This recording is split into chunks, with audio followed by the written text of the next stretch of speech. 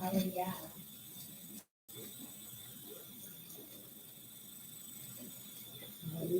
Okay, you got it? I love Yahuwah because he have heard my voice and my supplications. I love Yahuwah because he hath heard my voice and my supplications. Because he have inclined his ear unto me. Because he hath inclined his ear unto me. Therefore will I call upon him as long as I live. Therefore will I call upon him as long as I live. The sorrows of death compassed me. The sorrows of death compassed me. And the pains of hell got hold upon me. And the pains of hell got hold upon me. I found trouble and sorrow. I found trouble and sorrow. Then called I upon the name of Yahuwah, O Yah. Then called I upon the name of Yahuwah, O Yah. I beseech thee, deliver my soul. I beseech thee, deliver my soul. Gracious is Yahuwah and righteous. Gracious is Yahuwah and righteous. Yea, our Elohim is merciful. Yea, our Elohim is merciful. Yahuwah preserveth the simple. Yahuwah preserveth the simple. I was brought low and he helped me. I was brought low and he helped me. Return unto thy rest, O my soul. Return unto thy rest, O my soul. For Yahuwah hath dealt bountifully with thee. For Yahuwah hath dealt bountifully with thee. Hallelujah. Hallelujah. Right.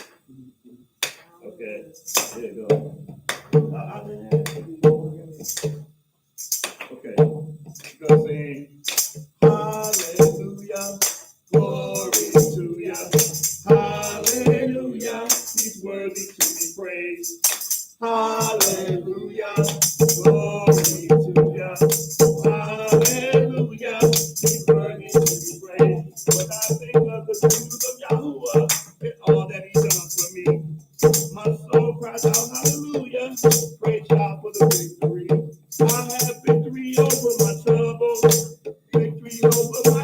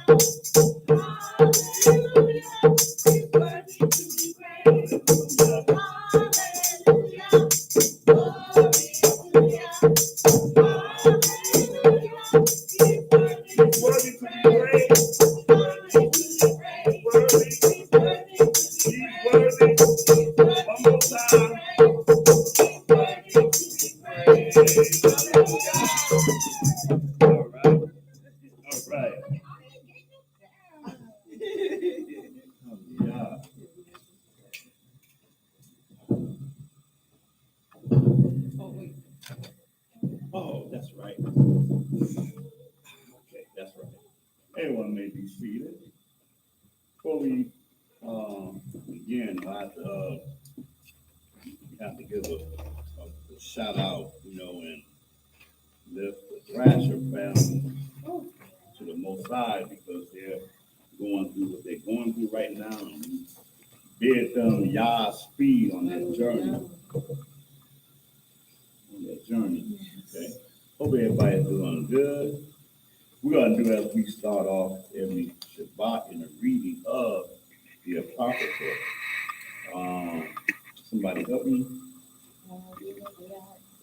30, that's what I thought. All right. So our reading is going to be off of Severity, Ecclesiasticus, the 30th chapter.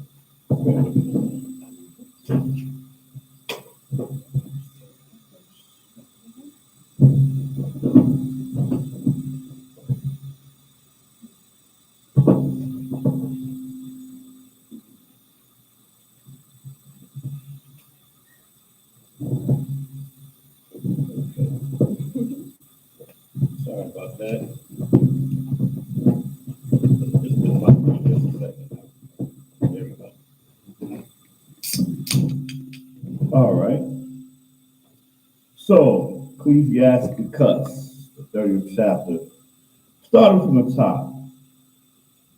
He that loveth his son called him off to feel the rod, that he may have joy of him in the end. Man, that's deep, right? So we know the scriptures that matches that up, right? Spare the rod. Right. Huh? Spare the rod, hate the child. Oh no.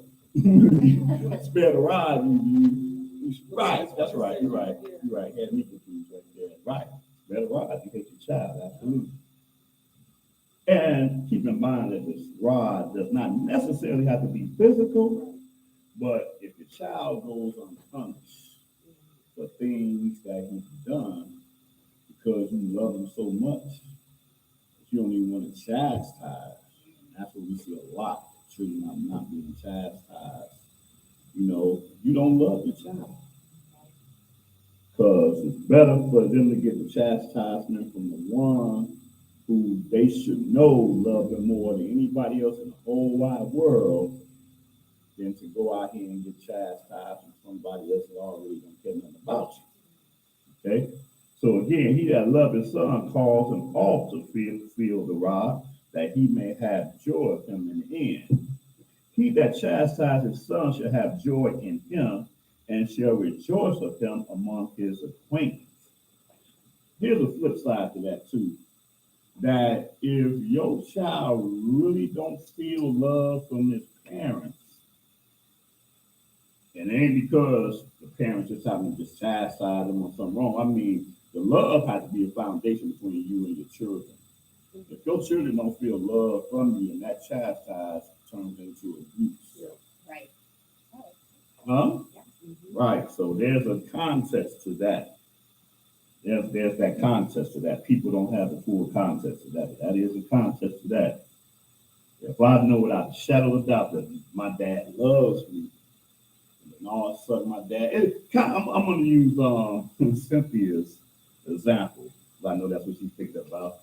And she wanted to say it anyway, so I'm going to say it for Cynthia. Cynthia said, I never concerned myself that much about the whole chastisement part.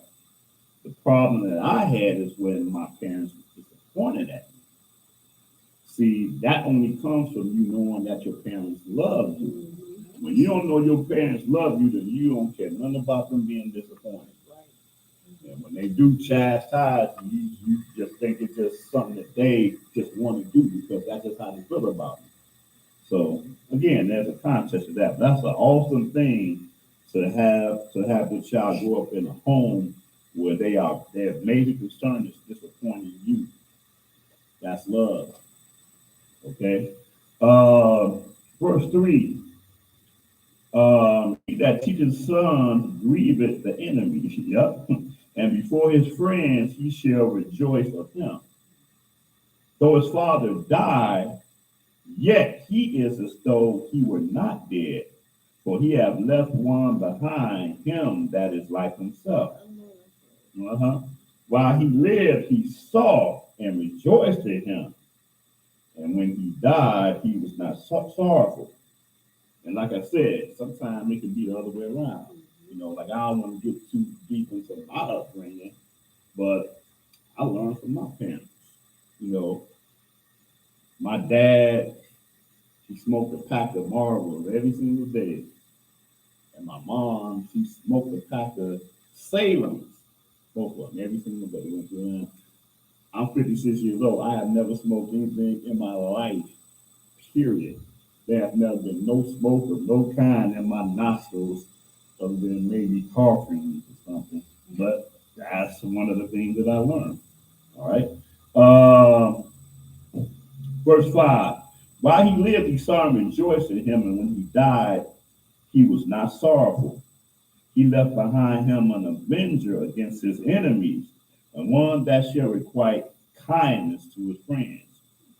He that maketh too much of his son shall bind up his wounds, and his bowels will be troubled at every cry. An horse not broken becometh headstrong, and a child left to himself will be willful. So, meaning he's not disciplined. You know, there's people like that. I always say the first thing that comes to their mind, no matter how much it might offend somebody else, their own action, just because they make it feel a certain way. No discipline whatsoever. Conquer thy child, and he shall make thee afraid. Play with him, and he will bring thee to heaviness. Laugh not with him, lest thou have sorrow with him, and lest thou gnash thy teeth in the end. Give him no liberty in his youth, and wink not at his follies. Bow down his neck while he is young, and beat him on the sides while he is a child, lest he wax stubborn, and be disobedient unto thee, and so bring sorrow to thy heart. You know what? I'm going to tell y'all, there's a show that I actually watched, and I was just thinking about this called, what's the name of the show? It's a reality show. It's Family. They're a Christian fundamentalist family. They live in, what's it? Platteville. They just call it Platteville something.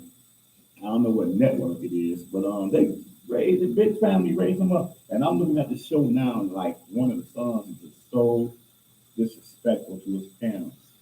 He almost got into a fist fight with his dad. I mean, and every day he just gets more disrespectful. And he don't even live with them no more. I'm like, I don't understand how a spirit like that, especially as a Christian fundamentalist, you know, you ought to have some type of foundation to revere your parents. I'm looking at this show, I'm like, man, I'm feeling so bad for it. And they wasn't all together right, but just looking at my own parents, my parents wasn't all together right either, but yet and still, there's no way in the world I would ever be disrespectful towards them. I just think that's just crazy. Okay, but it says, what verse I'm at? Verse 13. Chastise thy son and hold him to labor, lest his lewd behavior be an offense unto thee. Better is the poor being sound and strong of constitution than a rich man that is afflicted in his body. Health and good estate of body are above all gold, and a strong body above infinite wealth. There is no riches above a sound body, and no joy above the joy of the heart. Death is better than a bitter life or continual sickness. Delicates poured upon a mouth shut up are as messes of meat set upon a grave. What good doeth the offering unto an idol? For neither can it eat nor smell. So is he that is persecuted of Yahuwah. He seeth with his eyes and groaneth as an eunuch that embraceth a virgin and sigheth. Give not over thy mind to heaviness, and afflict not thyself in thine own counsel. The gladness of the heart is the life of man, and the joyfulness of a man prolongs his days. Love thy own soul and comfort thy heart. Remove sorrow far from thee. For sorrow hath killed many, and there is no profit therein. Mm, mm. Wow. All these different spirits that we allow ourselves to entertain. Envy and wrath shorten the life. Yep. And carefulness bringeth age before the time.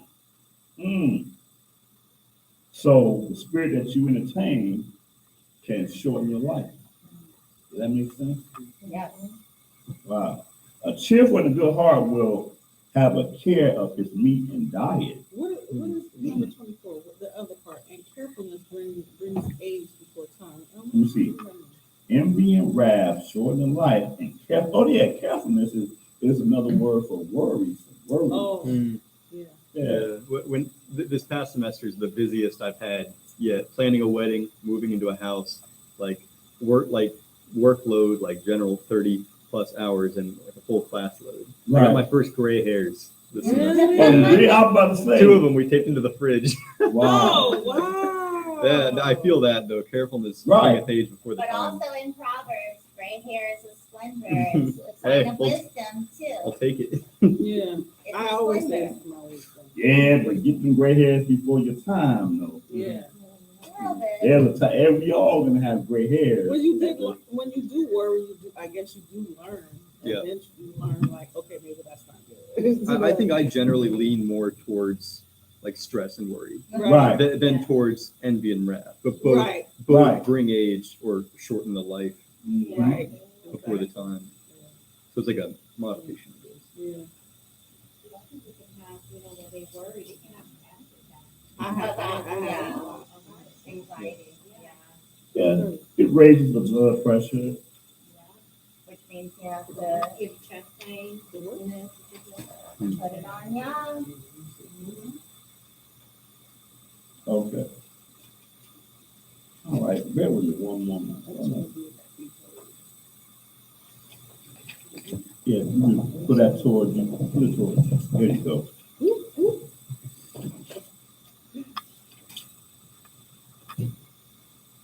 All right, bear with me, guys. Oh. All right, y'all. So this is part 2 of and the severity. Again, we did part 1 last Shabbat, and again, we're dealing with the. Not only are we just dealing with, how the Father deals with his people, kind of like what we just read, actually, with the rebukes that he put upon his people and chastisement. But this also focuses on how he feels about the whole dynamic of when his people go against his covenant and be disobedient, okay? We're going to pick up where we left off, but we're going to read that same passage again to start this off with, and that is Ezekiel, the 5th chapter.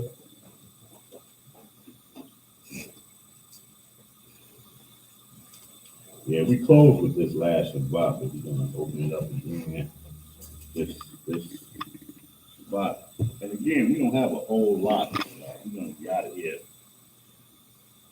Ezekiel 5th chapter, and start this again at that 5th verse. This says Yahuwah Elohim. This is Jerusalem. I have set it in the midst of the nations and countries that are round about her. So again, last week we pointed out how we look at that map and you see where Jerusalem is situated on there. It's like, it's right between, because Jerusalem is biblically, it's the land of Ham. Even though Israelites are not Ham, but the land is called the land of Ham, scripturally. But then you got Shem still surrounding that area, and you got Japheth not really that far up. Matter of fact, I had no idea until recently that Moscow is situated directly north of Jerusalem. Did you know that? Yeah, I mean, when I say directly, I mean like they are on the same longitude line. I always thought Moscow was like a little bit east. Yeah. Right. So if y'all look at put it up on your phone, you look at it like, wow. I had no idea that's what that Jerusalem almost shared the exact same longitudinal line as Jerusalem. It tripped me out. But anyway, so he said again that I have set it in the midst of the nations and countries that are round about her. And she has changed my judgments into wickedness more than the nations, and my statutes more than the countries that are round about her. So whereas Israel, the nation, should have been more holy and more righteous than any nation on the face of the earth, the Father say, look, y'all are the more wicked of all the nations on the earth. They have refused my judgments and my statutes. They have not walked in them. I'm sorry, verse 7. Therefore, thus saith Yahuwah Elohim, because you multiplied more than the nations that are round about you, and have not walked in my statutes, neither have kept my judgments, neither have done according to the judgments of the nations that are round about you. Therefore, this says Yahuwah Elohim, behold, I, even I, am against you, and will execute judgments in the midst of you, in the sight of the nations. Mm-hmm. And I will do in you that which I have not done, and whereunto I will not do any more the like, because of all your abominations. Mm-hmm. Therefore the fathers shall eat the sons in the midst of you, and the sons shall eat their fathers, and I will execute judgment in you, and the whole remnant of you will I scatter into all the winds. Now, some of this actually happened in 70 AD. Mm. Romans, Titus, and Vespasian, they built a trench around the whole city. But they couldn't get out, couldn't let them get in. And we were actually literally eating each other Wow. in the city. Yup, 70 AD. I think that might have happened twice. I can't remember the first time that happened, but it definitely happened during that siege of the Roman army in 70 AD. Go ahead. Therefore, as I live, saith Yahuwah Elohim, surely because you have defiled my sanctuary with all your detestable things and with all your abominations, therefore will I also diminish you. Neither shall my eyes spare, neither will I have any. Hey, no, he said they have defiled my sanctuary. So just imagine, just in the context of the season that we're in, because some people celebrate at Hanukkah, which is supposed to have been about the dedication of the temple. The Greeks came in there and they defiled the temple, sacrificed a pig on the altar, and did all that, right? And now, presently, we're in what we call this Christmas season, which is almost, it's really the same dynamic that the Greeks was doing back then. That he said that, look, they defiled my sanctuary, and now Israelites themselves defiled the sanctuary with detestable things. Okay? He said, therefore will I also diminish thee, neither shall my eyes spare, neither will I have any pity. That means he means business. If your father, you do something wrong, and bring in that bad report card, like the report cards I used to bring home, man, I get it, boy. My report cards were pretty bad. I wasn't dumb, man. I was just, I was not encouraged, actually. Oh yeah. Yeah. When you got to grow up in a good environment sometimes to be able to succeed sometimes. And when you don't, it shows. But anyway, nevertheless, I absolutely was punished for it. So I'm just saying that if your mother and father is so heated and they tell you right off the bat, my eye will not spare, neither will I have no pity whatsoever, that means you done. You are done. That means you can cry all you want to. The more you cry, the worse it's going to get. what happened to Israel as a nation. We absolutely went through that where the Father was so done with us. He said, look, therefore will I also, look, my eye will not spare, and neither will I have any pity. You shall be diminished. And he's going to explain what he means by that. Verse 12. Verse 12. A third part of you shall die with pestilence, and with famine shall they be consumed in the midst of you. Okay, so that's pestilence and famine. That's just a third part of y'all. What about the other thirds? And the third part shall fall by the sword round about you. Uh-huh. And I will scatter a third part into all the winds, and I will draw a sword after them. That's A right. sword I will draw So out. wherever Israel are, in all the nations that he has drawn, as we have scattered them, the sword is right there in the midst of them. Right there in the midst of them. And that ain't just in the midst of them. For one thing about it, when you read the whole dynamic of the curse, they're not going to be in other lands knowing who they are. They not. Matter of fact, since I said that, let's read something concerning that. And I want to come right back to this, though. Yeah, hold this, but I ain't even got the good part. Jeremiah, the 17th chapter. I just want to prove what I'm saying here.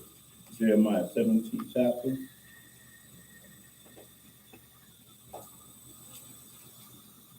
Jeremiah 17th chapter. Start that at verse 1. Remember, we're going to go right back to where we left off at. The sin of Yahudah, Jeremiah 17, Uh-huh. the sin of Yahudah is written with the pen of iron and with the point of a diamond. It is graven upon the table of their heart and upon the horns of their altars. While their children remember their altars and their groves by the green trees upon the high hills. Now, he said the sin of Yahudah. Hmm. When he says Yahudah, he's not talking about the tribe.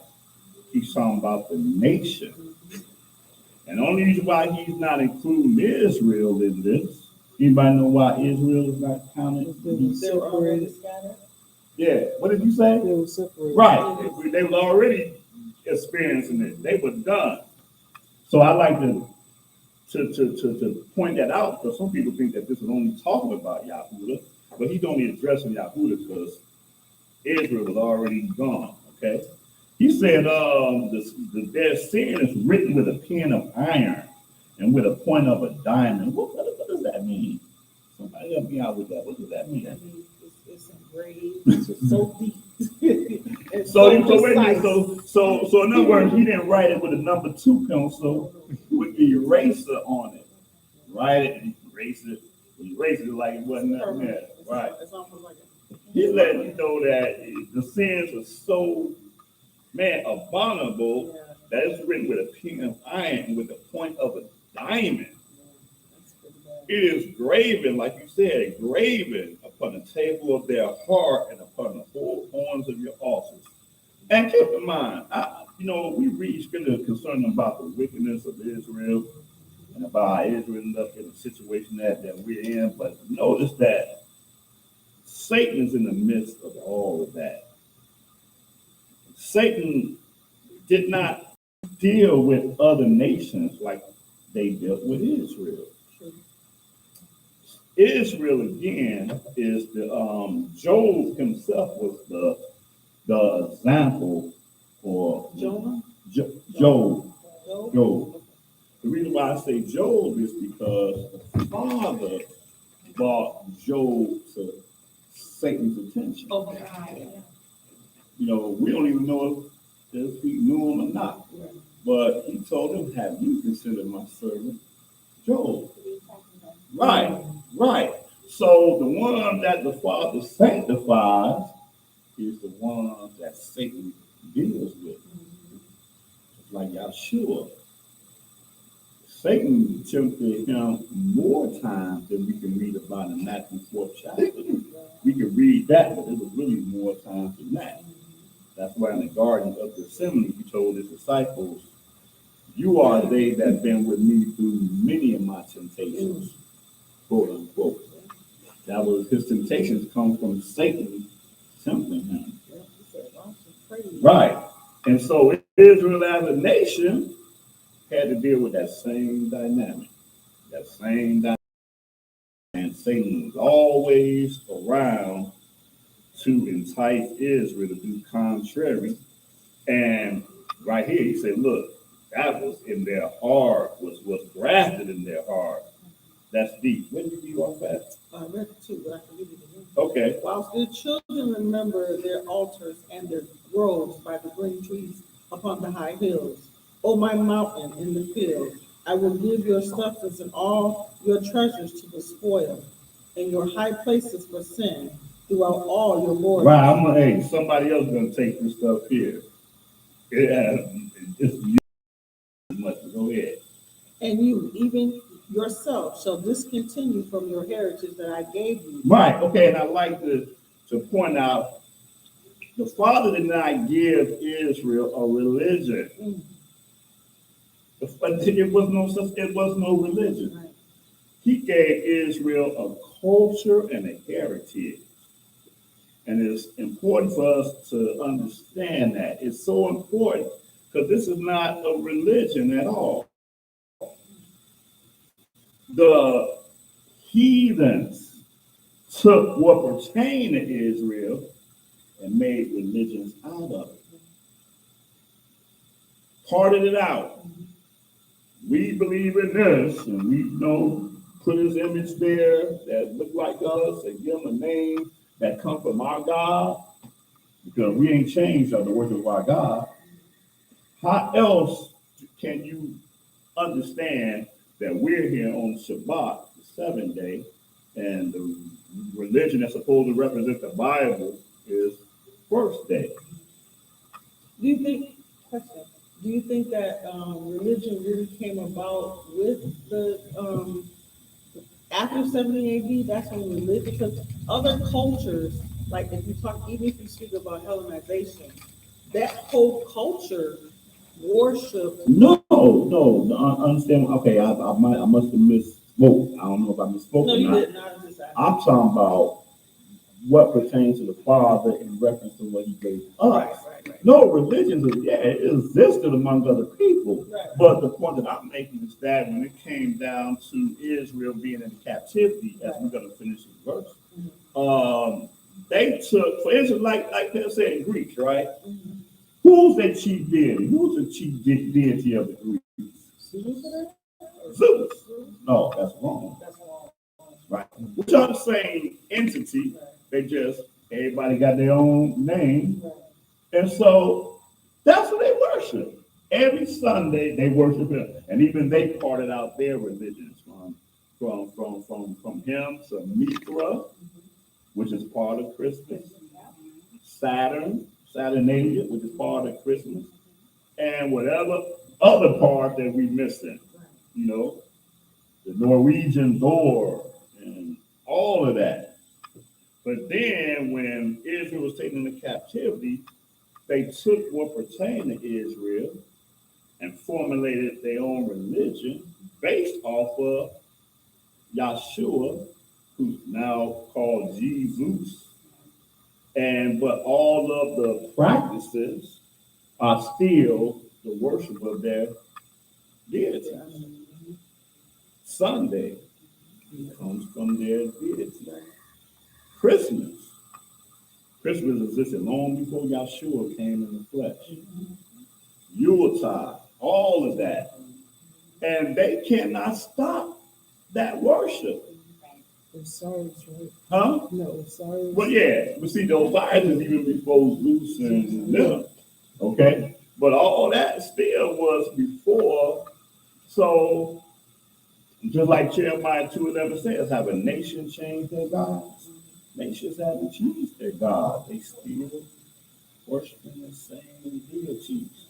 But they took what pertained to Israel and dressed it up and modernized it. Constantine, that's what he did. He modernized it, so to speak. But read that 4 again. Yep.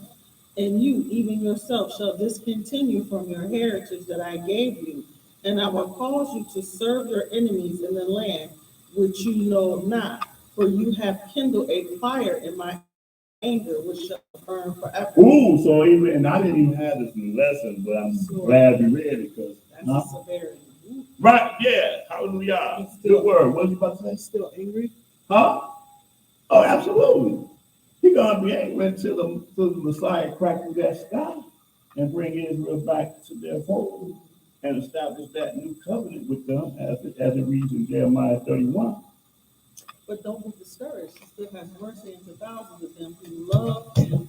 Right. Right, and see, and that's where you can see the mercy, because again, you didn't see cases like this 20, 30, 40 years ago.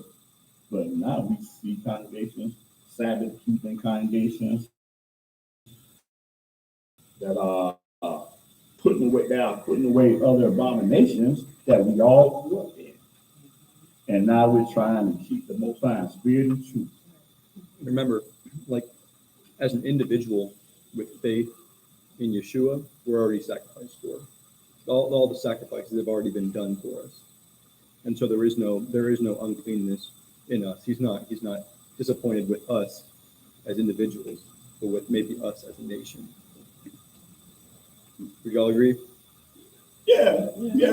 But and which is, I'm sorry, say it again. No, I was gonna say to a degree. Yeah. You We agree all that we've need been fine tuning on a regular basis. We all we've need- been sacrificed for Yeah. fully. Yeah. It's Yeah, already most been of us paid. are sacrificed. So in other words, you just don't, when we commit something or something, is we go to him. He is our high priest. We go to him. Right. In that name. Mhm. But it's like, so I'm saying it's pretty much as I said. Years ago, you didn't really see this awakening. No. But now that people are really being awakened and sanctified, separated out of religion, and joining themselves back into the service of the Most High in spirit and truth, sacrifice have already been given. That's why he sent his son to be that sacrifice. But as we see there, that's like you say, that's severity there. He said, I'm going to discontinue you from your heritage. So when you go into the other nations, you're going to be called by bywords and proverbs and astonishment. You are not going to know who you are, and everything about you is going to be defined by the slave masters that I'm sending you to in other nations. Right. Your religion, you're going to serve their gods of wood and stone. That's part of that curse. The Father said, that's who y'all want to serve, so that's y'all going to serve them. And hunger and the want of all things. Interesting. I had a conversation with somebody on my job who's a Christian. He let me know that. He said, I'm going to ask you a question. I want to say something to you that's not to do with the job when I got off the bus. He said, I'm a Christian. He said, and he went into asking me questions about, why did I call it David or whatever. And I'm like, it's all pagan. I mean, it all has to deal with another idol, and I told him about Thursday specifically because he asked, I don't know how we got in touch with the Thanksgiving. Right. And I said, I used to say I didn't celebrate Thanksgiving because it was the indigenous people, but that's not why. But the reason why is because it is a feast to Thor. And he looked at me, he was like, I said, that's what it means. Thursday is Thor's Day. He was like, is that what that means? He didn't know. Right. Most people don't know. He really didn't. I didn't even used to teach that. I used to deal so much with the secular aspect of Right. Thanksgiving. I think I But did as far too. as, matter of fact, Gluttony. yeah. No, but Moray Kazak. Kazak is the one that taught me He that. always bring my name up, so I'm gonna bring his name up. Yeah, he Kazak taught me that. pointed that thing out concerning the whole thing, because every time when you see Thor, there's always that celebration. He always got the turkey The leg. symbol of He the always have the cornucopia is what they call it. He got the Cornucopia pumpkins. image. Yeah, and That then all- one of The marble marbles, he got really big and fat, he was eating on Yeah. that. Right. That was one of my favorite ones too. You know, Right. I read they didn't even have a turkey on the first Thanksgiving. Yeah, I read that too. So where's the turkey come from? No, but that Yeah. was a part of that before Yeah. Thanksgiving. That was way They made it about the See, I didn't natives. even know that. I didn't But know no, before that, it was about Thor. And if you always see a picture of Thor, he always have that turkey drum. that. Right. He Kind of had like the hammer. he Right. always had the turkey drum. And And you they look literally at have the statues table, of him, like you with the turkey said. drum. Right. and they got the whole spread. They have a pumpkin, they have squash. Yeah, it's They have called the the symbol of the whole festival. cornucopia. That Yeah. symbol comes from that. So it's always on Thursday. It's not a dedicated day Yep. as far as like the 15th or 16th. Right. That It's is always good. on Thursday. Always on Just Thursday. learn something else. Yep. Thank you, Devon. Yep. Maureen. Yep. So yeah, Uh-huh. that's exactly. And so I had to tell him, he didn't know. He had no idea about the meaning of the name. And I was like, just Google it. I mean, it's there. They tell you. See, that's the thing. In this Western European society, we take names for granted. Right. Names are totally for granted. And when you think about it, that's the reason why the name Jesus has become as it is. Because they understood the meanings of names, just like biblically they understood the meanings of names, and they would have been like, "Oh, wait a minute, that can't be it." But we have not been taught to think of it like that.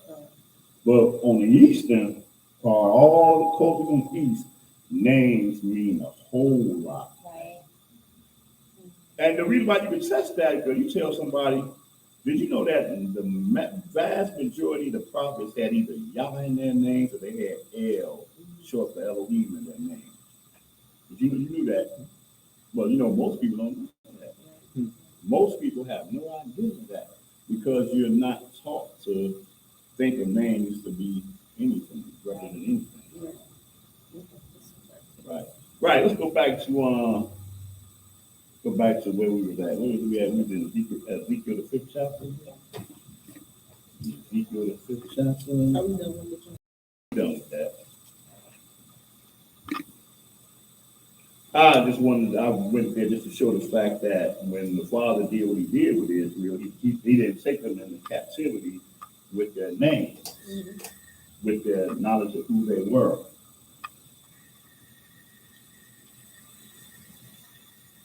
Okay, so we're in Ezekiel the 5th chapter, verse 13. Right, verse 13. Read that. Read 12 again? Yeah, read 12 again. Okay. A third part of you shall die with the pestilence, and with famine shall they be consumed in the midst of you. And a third part shall fall by the sword round about you. And I will scatter a third part into all the winds, and I will draw out a sword after them. So wherever you find this people at, they're going to be pretty much living the same existence in every country that they're in, the four corners of the earth. They're going to be carrying the names of the oppressor who oppressed them on them. They're going to be worshiping in their religion, keeping their traditions, all of that. Okay? And we're the lucky ones, for lack of a better term. Right? You said that in Deuteronomy, right? As a matter of fact, we do not read that. Verse 13, though, check that out. Thus shall my anger be accomplished, and I will cause my fury to rest upon them, and I will be comforted. That's how the Father felt about it. See, we can read what he did about it, but this is how he felt about it. This is the severity thereof. Thus shall my anger be accomplished, and I will cause my fury to rest upon them. See, because we're reading this, but we just don't have the fullness of the things that the covenant people did. Because the Father loved his whole creation.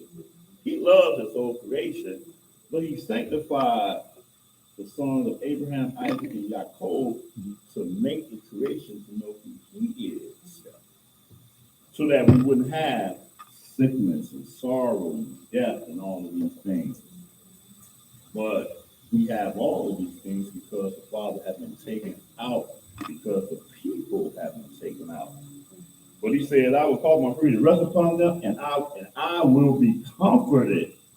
And they shall know that I, Yahuwah, have spoken it in my zeal when I have accomplished my fury in them. Moreover, I will make you waste and a reproach among the nations that are round about you in the midst of all that pass by. So it shall be a reproach and a taunt, and an instruction and astonishment unto the nations that are round about you, when I shall execute judgments in you in anger and in fury and in furious rebukes.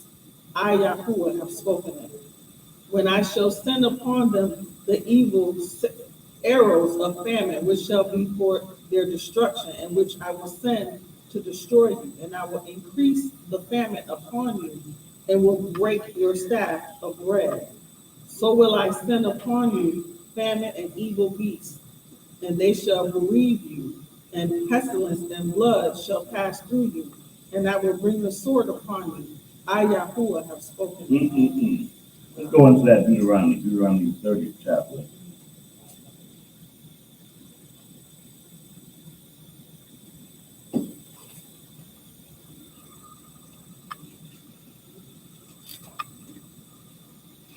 Deuteronomy 30th chapter. Pick that up from the top. Deuteronomy Mm-hmm. 30, verse 1. Mm-hmm. And it shall come to pass, when all these things are come upon you, the blessing and the curse. And keep that. He's teaching us this, giving us these. Because again, if you ask somebody and say, who was Moses? Or we call him Shemaiah, who was he? Some people probably say, well, he was a prophet. You ever heard that before, him being a prophet? Most? Yeah. Sure. Right. But then you ask people, what did he prophesy about? That a prophet such as he would come in the future. Huh? That a prophet such as he would come in the future. Okay. He prophesied about their future in the land. Yeah, that you're talking about is like Deuteronomy, the 18th chapter, 15. But when you read the 28th chapter, 29th chapter, 30th, that's all the prophecies. And ain't none of that about Deuteronomy, what he said in Deuteronomy, the 18th chapter. But here goes a big part of what he prophesied about. Right. Okay, so read that again from the top. And it shall come to pass, when all these things are come upon you, the blessing and the curse which I have set before you, and you shall call them to mind among all the nations where Yahuwah your Elohim hath driven you. See that 12? We calling it to mind right now. A few of us called it to mind, right? But Nat Turner knew. Yeah. Harriet Tubman, man, she knew on a whole nother level. John Brown. John Brown, the greatest American that ever lived. He knew and talked to people, but that was all just that remnant. And we still collectively wasn't listening. But right now, the Father is calling us to mind among all nations, whether y'all have driven us. Go ahead. And shall return unto Yahuwah your Elohim, and shall obey his voice according to all that I command you this day, you and your children, with all your heart and with all your soul. You can't mix the Father's word with religion. You can't straddle the fence. When he gives you instruction and teaches you what thus says Yah, he said, and the first thing that should come out next to repentance is obedience. So obey is what according to some that I command thee. Huh? Some of the stuff that I command thee. This day, you and your children with some of your heart and with some of your soul. Please. Okay. Verse 3. That then Yahuwah your Elohim will turn your captivity and have compassion upon you, and will return and gather you from all the nations where Yahuwah your Elohim hath scattered. Well, see, I answered it, but the scripture told answered it. See? Come back into repent first. Yeah. Yeah, he says, then Yahuwah Elohim will turn thy captivity and have compassion upon thee, and will return and gather thee from all nations, whether Yahuwah Elohim has scattered The thee. Chronicles say that, if my people that are called by my name. Uh-huh. Mm-hmm. Yeah. Yeah. Verse 4. If any of yours be driven out unto the outmost parts of heaven, from there will Yahuwah your Elohim gather you, and from there will he fetch you. And Yahuwah your Elohim will bring you into the land which your fathers possessed, and you shall possess it. And he will do you good and multiply you above your fathers. And Yahuwah your Elohim will circumcise your heart and the heart of your seed. Uh-oh. Man, read that again. Y'all know what I was thinking, but go And ahead. Yahuwah your Elohim will circumcise your heart and the heart of your seed, to love Yahuwah your Elohim with all your heart and with all your seed, that you may live. What was that we just read? That's I'm just thinking, what are the Jewish people thinking? right, when they read exactly. this? Scratch your head on that one. I don't know. Yes. But like you say, this is the new covenant right here, that he will circumcise your heart. See, he gave us the commandments to circumcise our heart from the very beginning, but we didn't do that. But when we turn collectively and serve him, he said he would come back and then he will circumcise our heart, just like what that new covenant says. He's gonna circumcise your heart. And the heart of thy seed, to love Yahweh thy heart with thy Elohim with all thy heart and with all thy soul, that you may live. Go ahead. And Yahuwah your Elohim will put all these curses upon your enemies and on them that hate you, which persecute you. And you shall return and obey the voice of Yahuwah and do all his commandments, which I command you this day. And Yahuwah your Elohim will make you plenteous in every work of your hand, in the fruit of your body, and in the fruit of your cattle, and in the fruit of your land for good. For Yahuwah will again rejoice over you for good, as he rejoiced over your father. And again, and keep this in mind, that we have not even came into the promised land yet. Yeah, what's up with that? Huh? He's talking about return you to the land that your fathers possessed. Right. But they, like, Israel was not a nation. Exactly. It's like, what is he talking about? Abraham? No, he's talking to it. This is Israel he's talking to. Yeah, but was he referring to Abraham when he lived in the promised land? Because who is he talking to? Israel right now is in its 40th year in the wilderness. Mm-hmm. They know they're going into a promised land, but the only reason why they were in the wilderness for 40 years is because the heads didn't believe. So that first generation had to die off in the wilderness before they can go into the promised land. Yeah. Just one thing that I don't think is your question answered. I'm asking about, it's verse 5. And Yahuwah Elohim will bring thee into the land which thy fathers possessed, and thou shalt possess it. And he will do thee good and multiply thee above thy fathers. See, here the thing is this. We didn't read Deuteronomy 28 and 29. Because in Deuteronomy 28 and 29, he's telling us that these curses. Matter of fact, just because you asked that, let's go back there real quick. And let's just read a little bit of that. Deuteronomy 28 chapter.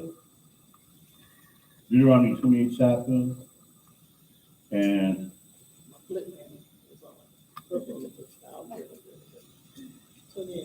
matter of fact, I'm gonna go directly to the point. Okay. Deuteronomy 28 chapter and 40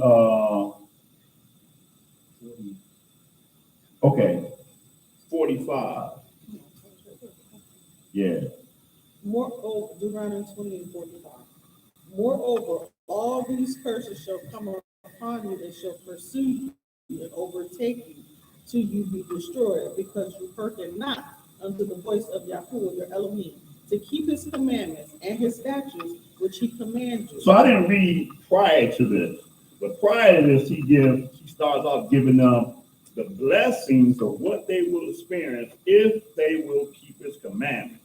And from the 15th verse, he said, but it shall come to pass, if you would not hearken to the voice of Yahuwah thy Elohim to observe to do all his commandments that I command thee this day, that all these curses shall come upon thee. And when he gives them curses, he gives them curses of sickness. He gives them curses of being a slave in every nation on the face of this earth. He done let the curse of being a proverb, to be smitten with madness and blindness and astonishment of heart.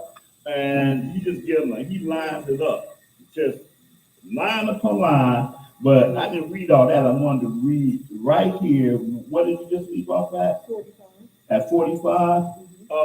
More, he said, all these curses shall come upon thee and shall pursue thee and overtake thee till you be destroyed, because you hearken not unto the voice of Yahuwah Elohim to keep his commandments and the statutes which he commanded thee. Verse 46. And they shall be upon you for a sign and for a wonder, and upon your seed forever. Right. So this is how the nation of Israel is identified. Israelites are identified through these curses.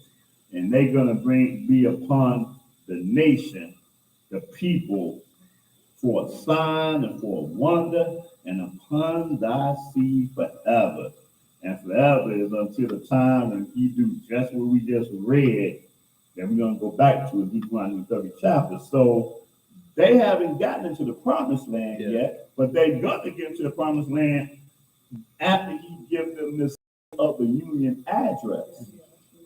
But okay, matter of fact, we read a little bit more 30, then it becomes even more clear. Go back to 30, what did we leave off at?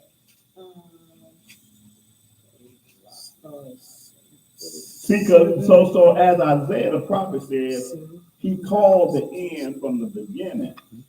He said them, y'all gonna go on the matter. He gonna say it.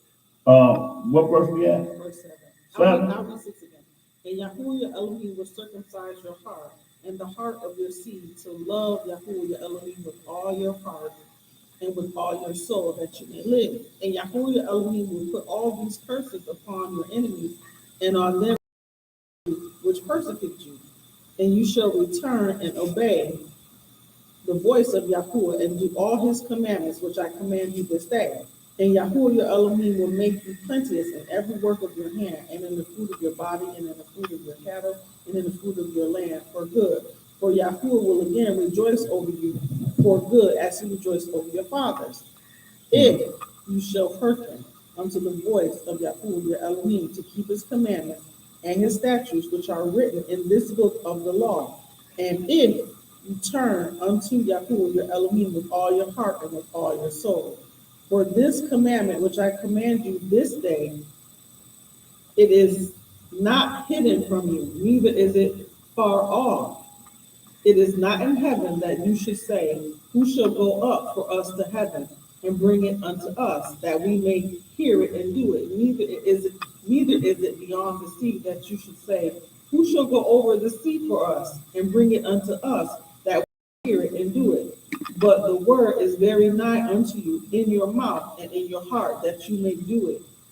See, I have set before you this day life and good, and death and evil, in that I command you this day to love Yahuwah your Elohim, to walk in his ways, and to keep his commandments, and his statutes, and his judgments, that you may live and multiply. And Yahuwah your Elohim shall bless you in the land where you go.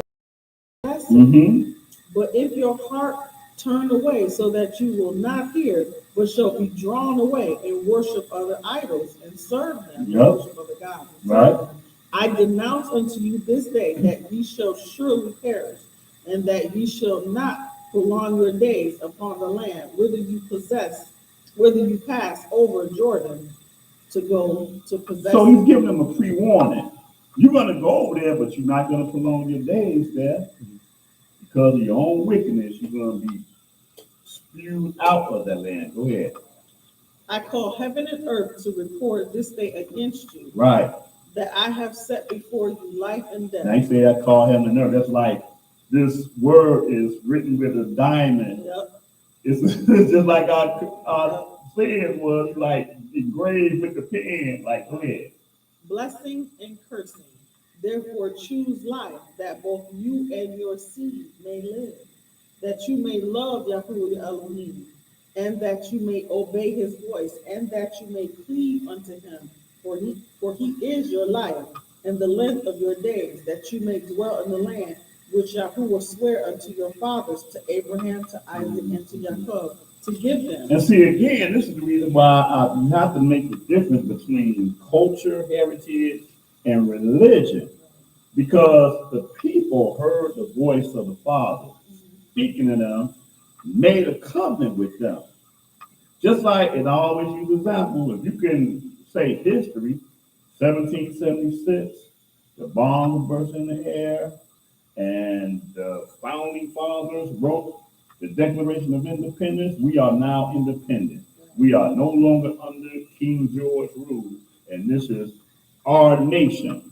And then 13 years later, Thomas Paine and John Hancock and them wrote the beginning of the Constitution, which started off with the Ten Commandments, or as they call it, the Bill of Rights. I always compare it to that, because if we can say that this is American history, well, this is Israel's history.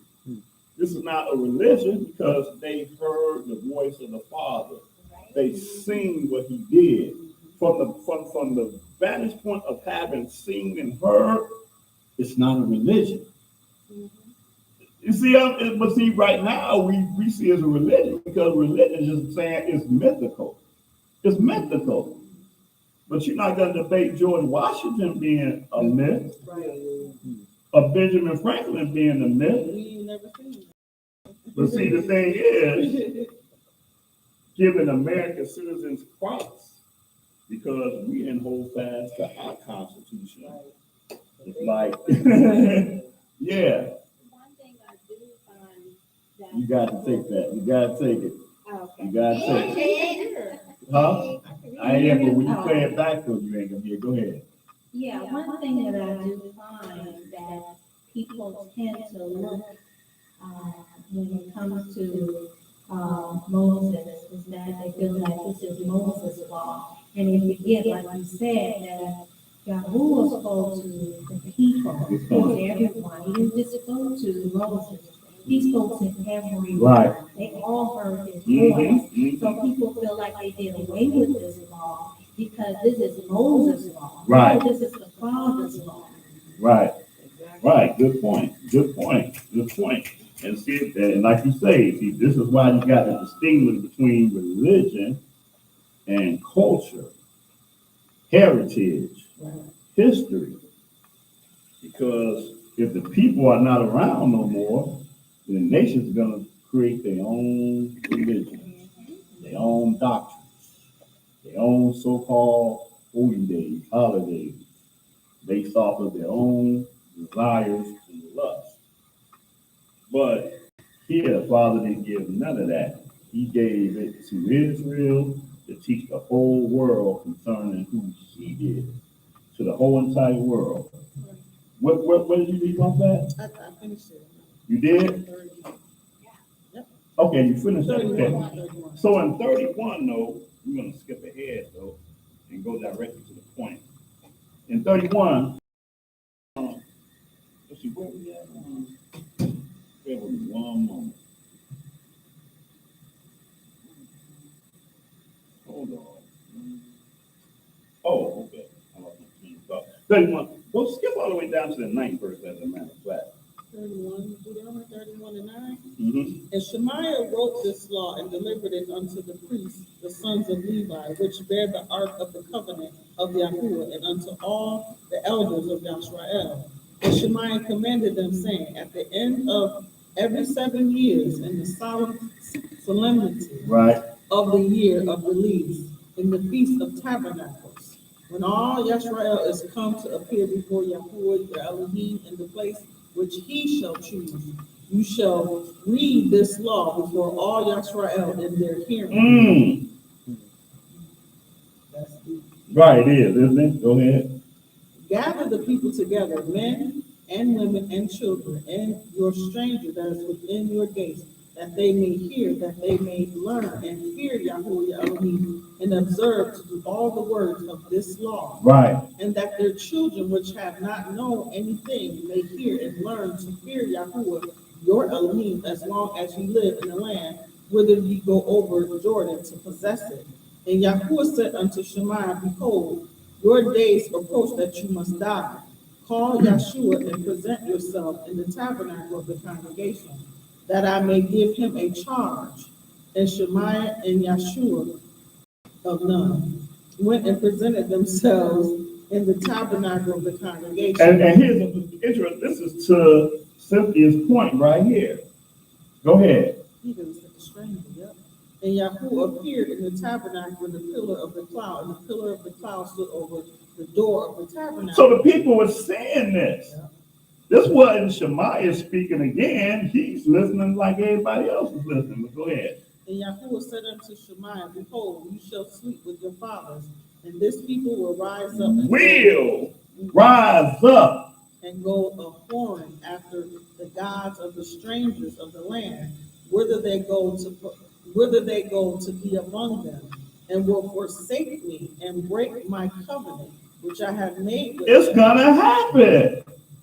I'm sending them into their own land and keep my commandments, but I'm gonna tell you, this is what's gonna happen. No doubt about it. Go ahead. Then my anger shall be kindled against them in that day. Oh, and I know it's gonna happen, but when it happens, I am going to be upset. Because at the end of the day, this is a battle between me and this so-called archangel, Satan. He was cast out. Now I created man that was made a little lower than the angel. He should have been able to do. But his whole function now is to just put my creation down to prove that, oh, that piece of dust ain't gonna do what I wasn't able to do. That's what the whole thing is about. That's what you read in that Job story. Man, where you come from? I come from up and down, to and fro. The whole world. Well, look, have you considered my servant Job? I bet you ain't seen him. He ain't gonna fall for it. And y'all know the rest of that story. But this is what this whole battle is about. So he's telling Shemaiah, and all the people is hearing this, right?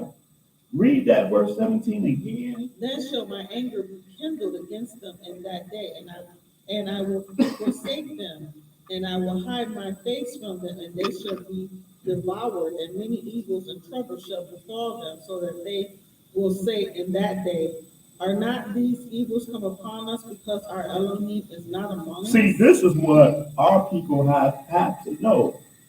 Because we, the covenant people of the Most High, can't be mad at Gentiles and all these other people that we were taking into captivity. Right. The Father is the one that put the nation amongst the people. See, we got to separate our feelings from what the truth of the matter is. He said, then my anger shall be kindled against them in that day, and I will forsake them, and I will hide my face from them. When he hides his face from them, when he forsakes us, he's going to be doing what? Serving other gods, the gods of the enemy, gods of wood and stone. I'm going to hide my face from them, and they shall be devoured, and many evils and troubles shall befall them, so that they will say in that day, go ahead. Are not these evils come upon us because our Elohim is not among us? See, we got modern day Christianity to keep us blinded from seeing this. Right. You know, yeah, bro. I'm blessed and highly favored, but I just got robbed last night. My son just got killed the other night. This, that, and the other, but I'm blessed and highly favored. I'm the righteousness of Jesus Christ. Right. Right. I'm in prison. Man, yes. I'm in prison. I'm going to my interview so I can get these food stamps, but I'm blessed and highly favored. See, so again, until the Father wakes us up to understand the truth of this, then we still gonna be blind. In captivity, we're gonna still be robbed, we're gonna do all this Right. stuff because we're disobedient. Right. Mm-hmm.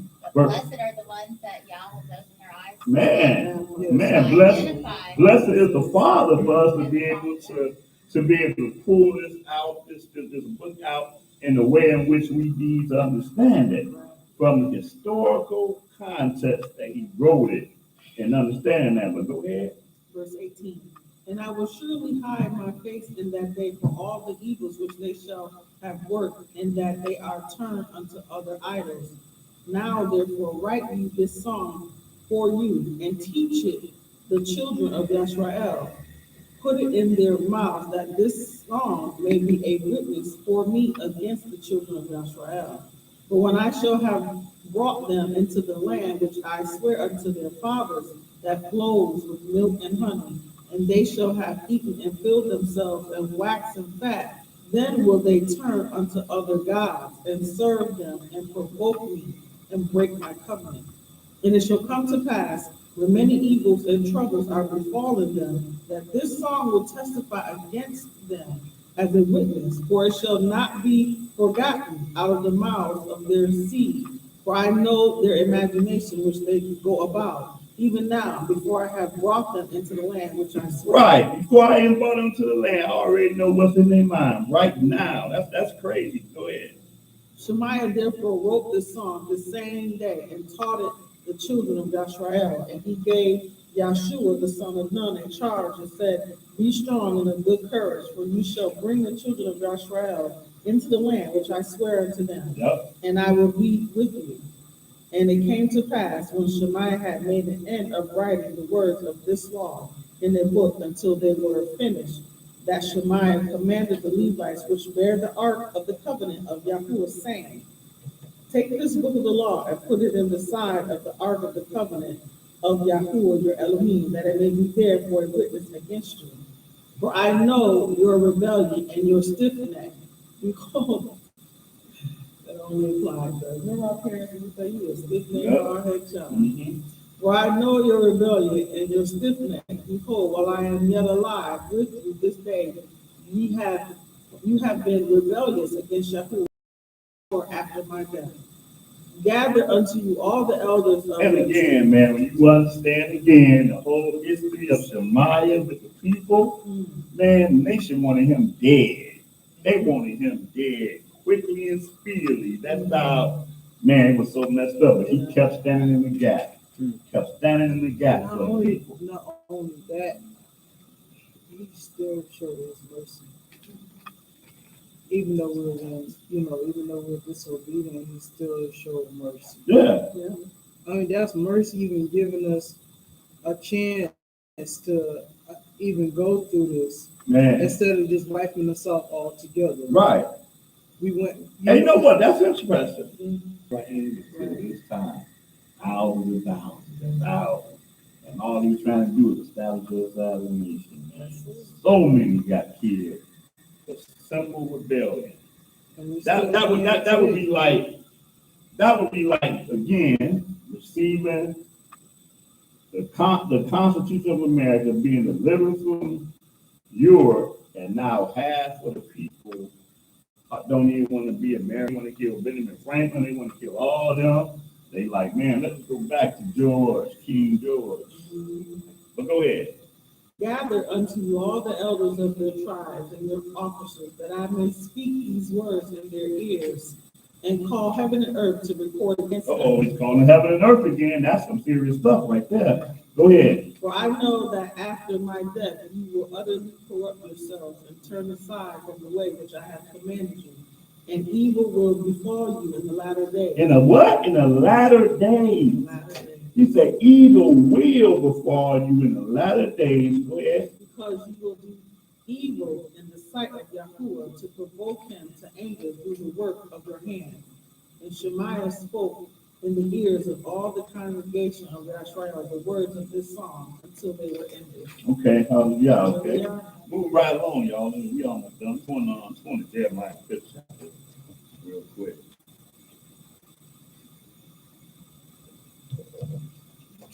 Yeah. Only got Jeremiah 5. Jeremiah 5, start that from the top. Run ye to and fro through the streets of Jerusalem, and see now and know and seek in the broad places thereof. If any can find a man, if there be any that executes judgment, that seeks the truth, and I will pardon him. Let any of y'all. That's just how far removed we were as a nation. Can you imagine how horrible we were as a nation? when he wrote this to Jeremiah, let's put this in the proper historical context. The nation of Israel was already sent. We saw our brother going to captivity. The 10 tribes, the whole nation of Israel. You would have thought that would have straightened us up. Huh? Easily. But it didn't. Run ye to and fro through the streets of Jerusalem, the capital city, and see now, no one seeking the broad place thereof, you can find a man. Single man, if there be any that execute judgment, that seek the truth, and I will pardon it. Right? Now, he gave Sodom 5, or was it 10? Tell me out. So they 10 started or 5? out. It started out as 50 and went all the way down to 10. Yeah. Right. And he said right here, he said 1. 1. This is one. Go ahead. Really the 10 that's actually, Huh? he even, well, yeah, he destroyed them. But, Right. But I'm just thinking that the 10 that flood lot, it was less than 10. Yeah. Right. Exactly. Less than 10. It was less than 5. Yeah. But that was all in Lot's household. Yeah. See, that whole thing with that Lot in Sodom, again, people don't understand how deep that was. The nation of Sodom would not have existed if not for Yahuwah. And they all knew that because they were destroyed. The nation was destroyed. You think that's Huh? you think that's why America still exists and because we're here? Oh, man, I don't even want to get That's a whole nother. Yeah. But seriously, the Father caused Abraham to raise up 318 of his servants and went and restored the nation of Sodom. And when they went back, Lot went there with them. And all Abram knew was like, oh, the Sodom is good. The Father came to visit Abraham. He said, man, shall I hide this thing I'm going to do from Abraham? Knowing that he would keep my commandments, like the Father had to stick with him and stuff, right? I don't even want to tell Abraham what I'm about to do. Right, exactly. Oh, I know you're not going to destroy this nation. I have risked my life, land, everything. 300 people. They got a picture of me in all these houses. Because I'm the national hero of Sodom. He was the Abraham Lincoln. Yeah, absolutely. Absolutely. And that's the reason why That was the other one. Kennedy. Yeah. Right. Yeah. Right. He like, look, man, I know there's got to be at least 50. Hold up, wait a minute. 40. Wait, hold up. I spoke too soon. 30. It's got to be. Damn, lot ain't doing his job. Right. 20. Come on, nephew. Come on, yeah. What you doing, nephew? Wait a minute. Come on, 10. And think about it, this is the same generation, though. This ain't like generations later of Sodom. They experienced having been scattered by these kings and their own king in a slime pit with 4 other kings. So they knew this. It wasn't like they were generations later down the line. The Father said, look, count now, because what y'all doing is way, way far away from what the Elohim of Abraham has taught y'all to be. But anyway, here it is here. This is the covenant people right here. Where we at now? Verse 2. Verse 2, go ahead. And though they say Yahuwah lives, surely they swear falsely. Right, because we still were doing things out of tradition, not because we did it out of the truth. Because our heart was right. We were still doing certain things out of tradition. Like some people still do those things now, out of tradition, but not out of the heart. So they say, they say Yahuwah lives. Surely they swear falsely. Go ahead. O Yahuwah, are not your eyes upon the truth? You have stricken them, but they have not grieved. You have consumed them, but they have not refused. They have not refused to receive correction. They have made their faces harder than a rock. They have refused to return. Therefore I said, surely these are poor. They are foolish, for they know not the way of Yahuwah, nor the judgment of their Elohim. I will get me unto the great men and will speak unto them, for they have known the way of Yahuwah and the judgment of their Elohim. But these have also broken the yoke and burst the bonds. Therefore, a lion out over their cities, everyone that goes out hence shall be torn in pieces, because their transgressions are many and their backslidings are Now increased. he's talking about nations. I was right? thinking Oh, that. yeah, he ain't talking about animals. It's the He's beast. talking about, yeah, the beast. Right, absolutely. Go ahead. Wow. How shall I pardon you for this? Your children have forsaken me and sworn by them that are not God. No gods, right. When I had fed them to the full, then they then committed adultery and assembled themselves by troops in the harlot's house. Mm-hmm. They were as fed horses in the morning, everyone neighed after his neighbor's wife. Shall I not visit for these things, said Yahuwah? And shall not my soul be avenged on such a nation as this? Go ye up on her walls and destroy, but make not a full end. Take away her battlements, for they are not belied Yahuwah, and said, it is not he, neither shall evil come upon us, neither shall we see sword nor famine. Mm-hmm. And the prophet shall become wind, and the word is not in them. Thus shall it be done unto them. Therefore, thus saith Yahuwah Elohim of hosts, because you speak this word, behold, I will make my words in your mouth fire, and this people wood, and it shall devour them.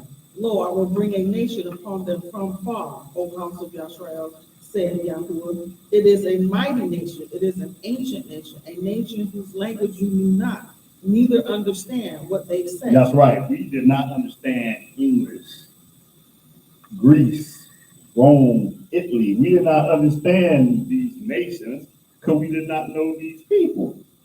A people neither you or your fathers have not known. That's what it says in Deuteronomy 28 chapter. He said, I'm going to bring them on you. Go ahead. Their quiver is an open sepulchre. They are all mighty men, and they shall eat up your harvest and your bread, which your sons and your daughters should eat. They shall eat up your flock and your herds. They shall eat up your vines and your fig trees. They shall impoverish your fenced cities, wherein you trust, with the sword. Nevertheless, in those days, said Yahuwah, I will not make a full end with you. And it shall come to pass, when ye shall say, why does Yahuwah our Elohim all these things unto us? Then shall you answer them, like as you have forsaken me and served strange gods in your land, so shall you serve strangers in the land that is not yours. Woo! Oh, man, stop. Oh, stop. Stop right there. Man, I can't even read past this. I want to, but I ain't. That'll stop me right there. Hold up. Woo! Man. All right. All right. Man. All right. Let's go into, ooh, man. Oh, man. What time is it? 3:53? Okay. Okay. I'm just trying to see. I want to shorten this up just a little bit. Let's read one more thing out of the law, and we're going to read just a few places out of the New Testament. Man, I think I got to go to my favorite chapter. Deuteronomy 4. I was gonna say it first. Oh, I forgot to be at that. I'm sorry. That's right. I crossed the line. Next roll. Deuteronomy, the 4th chapter. Oh, man, Deuteronomy, the 4th chapter. Let's go through this real quick. Start this off at verse 1. Deuteronomy chapter 4, verse 1. Now therefore hearken, O Yashrael, unto the statutes and unto the judgments which I teach you for to do them, that you may live and go in and possess the land which Yahuwah Elohim of your fathers give you. You shall not add unto the word which I command you, neither shall you diminish aught from it, that you may keep the commandments of Yahuwah your Elohim which I command you. Right. We don't add, we don't diminish. Even in this KJV, when they done took the names of the Father and Son out of it, we have to, the Father allowed us to see what they done did and insert them right back in what they done took out. Go ahead, no? Go ahead. Your eyes have seen what Yahuwah did of Baal Peor, for all the men that follow Baal Peor Yahuwah your Elohim hath destroyed them from among you. But ye that did cleave unto Yahuwah your Elohim are alive, every one of you this day. Behold, I have taught you statutes and judgments, even as Yahuwah my Elohim commanded me, that ye should do so in the land whither ye go to possess it. Keep therefore and do them, for this is your wisdom and your understanding in the sight of the nations, which shall hear all these statutes and say, surely this great nation is a wise and See, understanding people. this is the verse itself, why this is my favorite chapter. He says, keep therefore and do them, for this is, that not this is a part of, he said, this is your wisdom and your understanding, where in the sight of the nations, which shall hear all these statutes. When they hear these statutes, they ain't gonna be like, oh, I like their religion. See how crazy that is? They ain't gonna see religion, because they've been keeping a religion. But when they hear this, they're gonna be like, oh man, these people are near unto the creator of heaven and earth. Just like who? Just like who? Just like who? Oh, the men on the boat. The men on the boat. Yeah. Jonah. Just like in Jonah. In the boat. Men like, damn. What's your occupation? Who are you? Where do you come from and what people are you all? What was his answer? I am a servant of the Most High Yahweh. Nah, you Oh, can't no. quote it. He said, I am, no, I can't. I'm a Hebrew. I'm a Hebrew, yeah. Israelite. He said, I am a Hebrew. And I And I serve. I fear. Oh, I I fear. fear Yah. She said it, yeah. I fear Yah, Oh, the heaven and earth. Fear God. the creator. Of heaven and earth. Now you talking to all these people that were calling on all these other deities.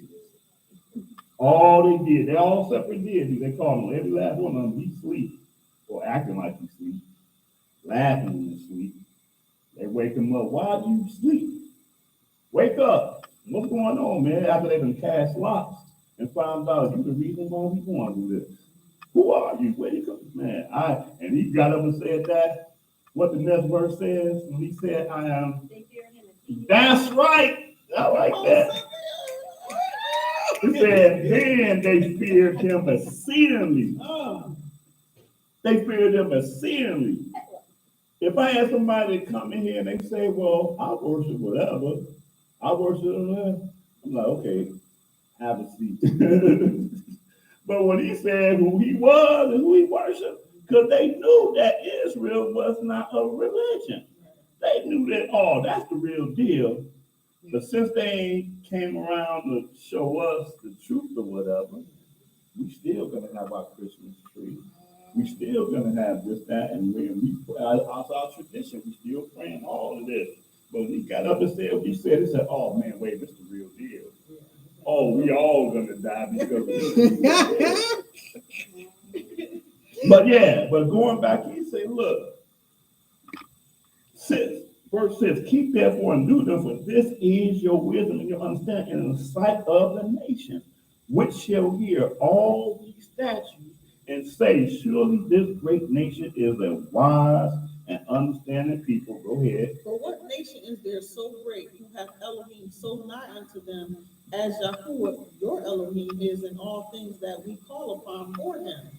And what nation is there so great that have statutes and judgments so righteous as all this law which I set before you Right. this day? They gonna, oh man, the law that y'all got, this righteousness in there, man, that's on a whole other level. Let us become a part of the commonwealth of Yasrael.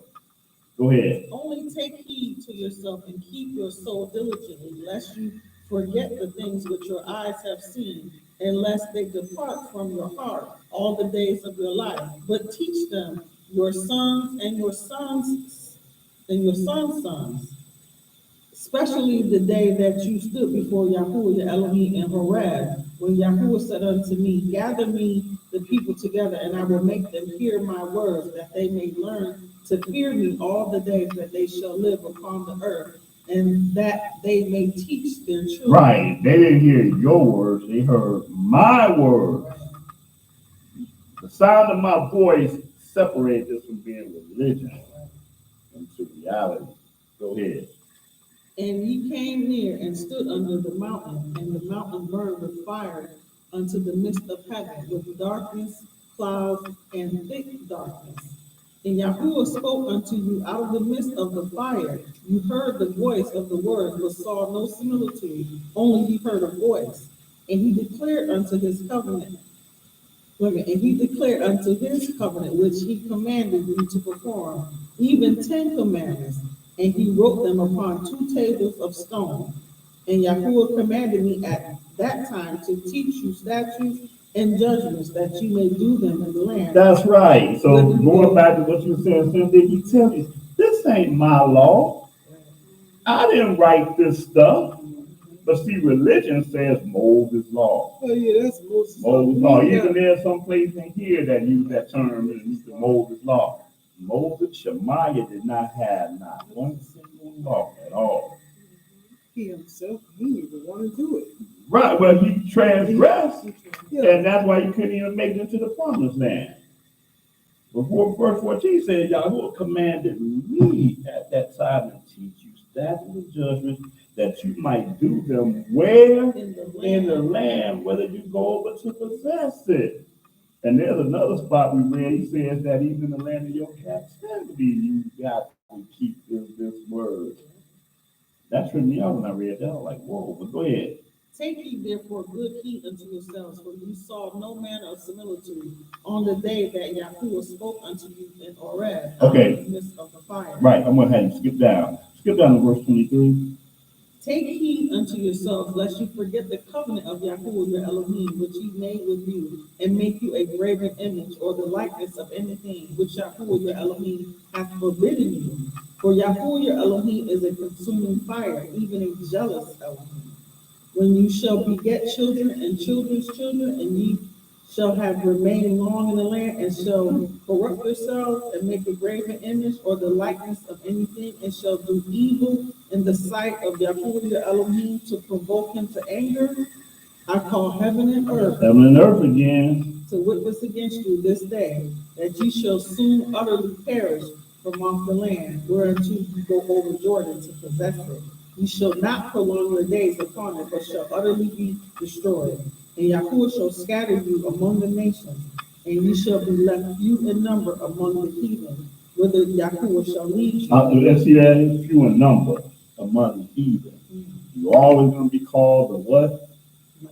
Minority. The only thing is, you're going to be the minority here, you're going to be the minority in Mexico, you're going to be the minority in England, you're going to be the minority in France, you're going to be the minority in Russia, you're going to be the minority, we're going to be in all of these places. But we're going to be the minority. But when you put the number together, that's a huge number of people. Because everybody ain't everywhere. Everybody is not everywhere. We're everywhere. And we got it all in places in the same way. Speaking a native tongue of all the places that we're scattered in. Everywhere. Like I said, you go to every city. Where the Russians at here? Russians, what you talking about? Where the Japanese niggas at? I don't know. Where the niggas at here? Oh, over there. Go to Chicago. Where they at? Over there. Go to LA. Over there. Go to England. Oh, they live over there, over there. Go to Puerto Rico. Oh, they live over there. Go to Tokyo. Oh, yeah, it's a group of them that live over there. Moscow. Oh, yeah. No other nation have that like that. And wherever we are, we live in the same conditions. People say, man, what's wrong with these people? Why can't they straighten up themselves? Why they always shooting each other? That's the argument that we have right now. And can't nobody figure it out. Black on black crime. Black on black crime, man. Not just here, all the, huh? Yeah. Oh, it became a joke, right? Two of the most popular sitcoms you had, what, Stanford and Son. They live in Watts, dangerous area. In Chicago, you had Good Times. called in good times. Ironically, wasn't nothing good about that, right? What's the next show? Jefferson, Jefferson. They moved on up. like Georgia. They didn't move on up, they moved out. The first they was part of, They was in the hood, then they went to Queens. right, then they went to Queens and bothered Archie Bunker for a little bit. But then they got a little bit better than Archie Bunker. They moved on up from that too. High rise in the sky.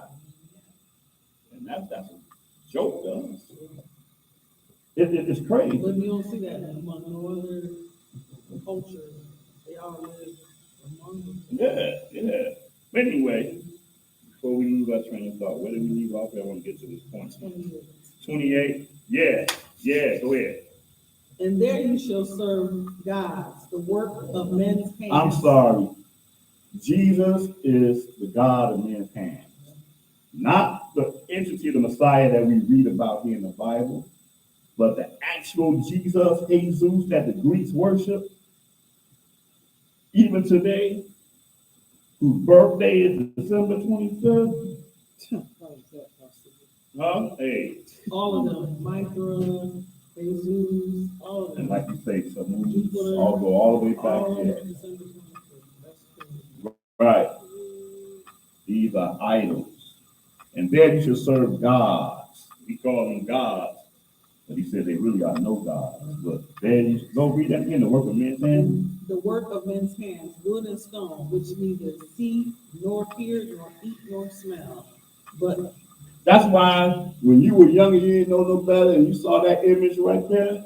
Oh, wait, hold up. Let's talk about the Black Jesus episode. good time. Right. This is the Jesus I love, and this is the one I serve. And we might have clapped. Because Michael tried to show her the black image. Oh, I don't know that dude there. This one right here.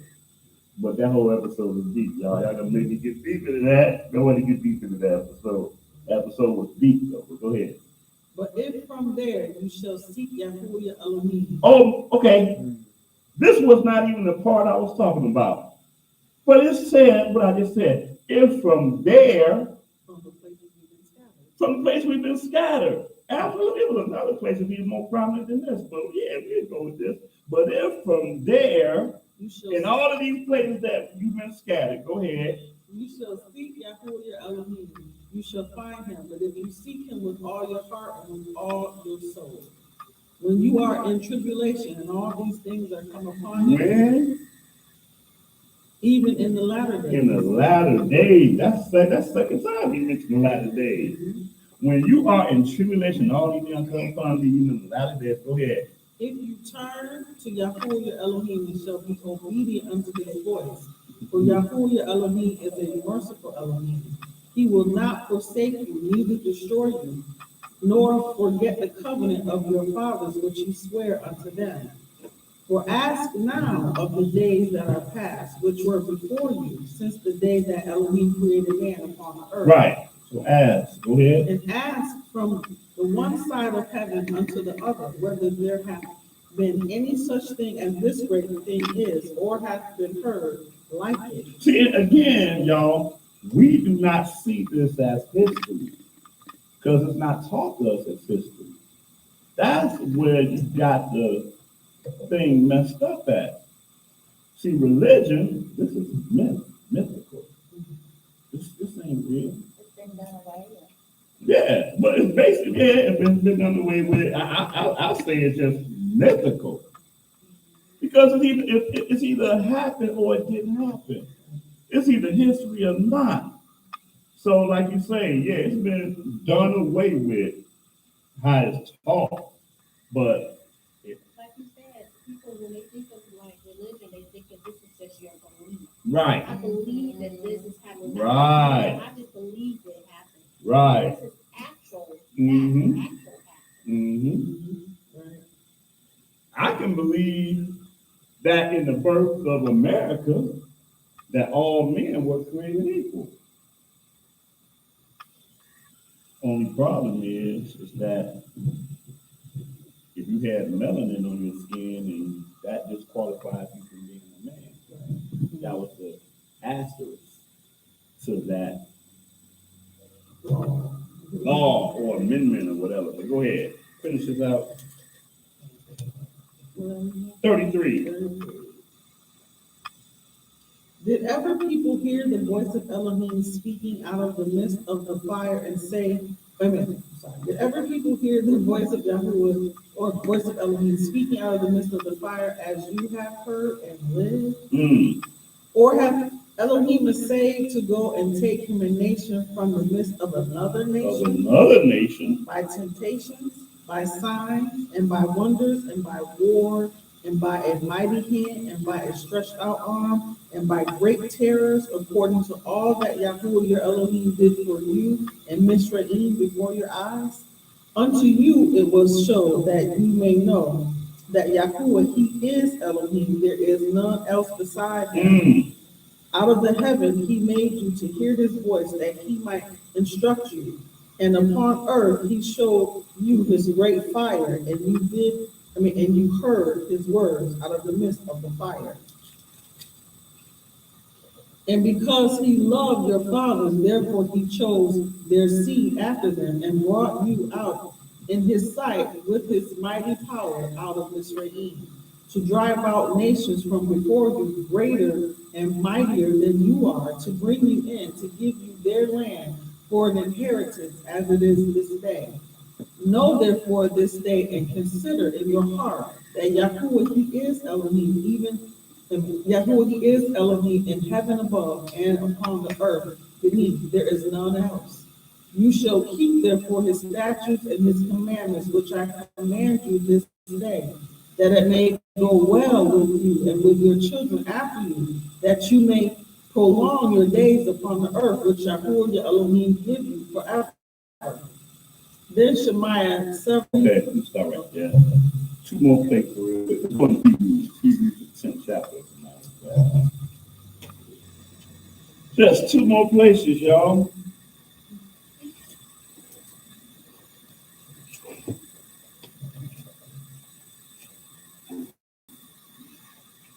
Wow. Let's start with verse 1. For the law having a shadow of good things to come, and not the very image of things, can never, with sacrifices which they offer year by year, continually make the comers thereunto perfect. Right. For then would they not have ceased to be offered, because that the worshipers once purged should have had no more conscience of sin. But see, that was the problem, though.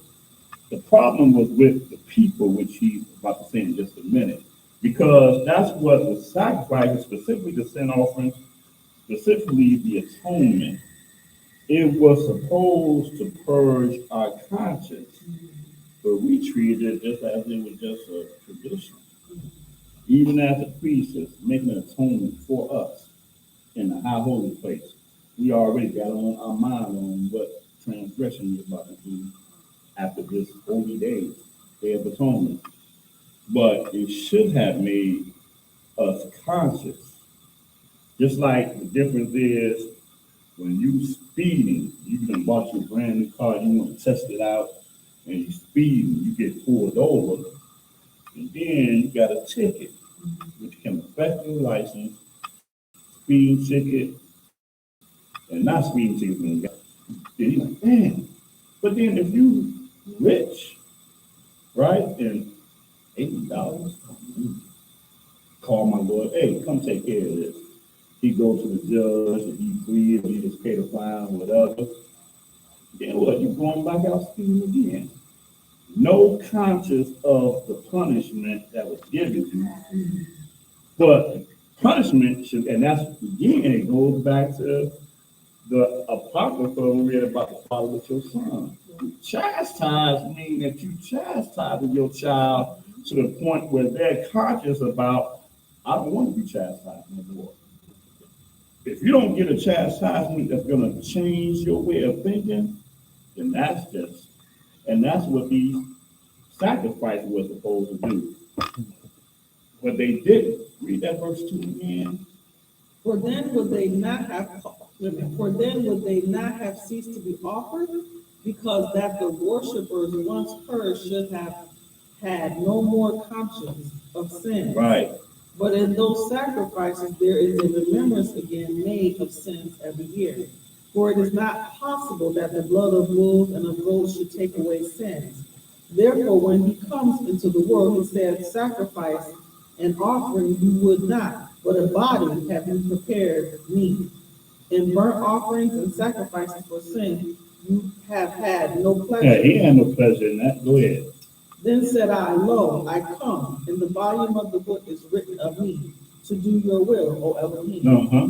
Above, when he says sacrifice and offering and burnt offerings and offerings for sin, you would not, neither had pleasure therein, which are before the law. Which are offered. Which are offered by the law.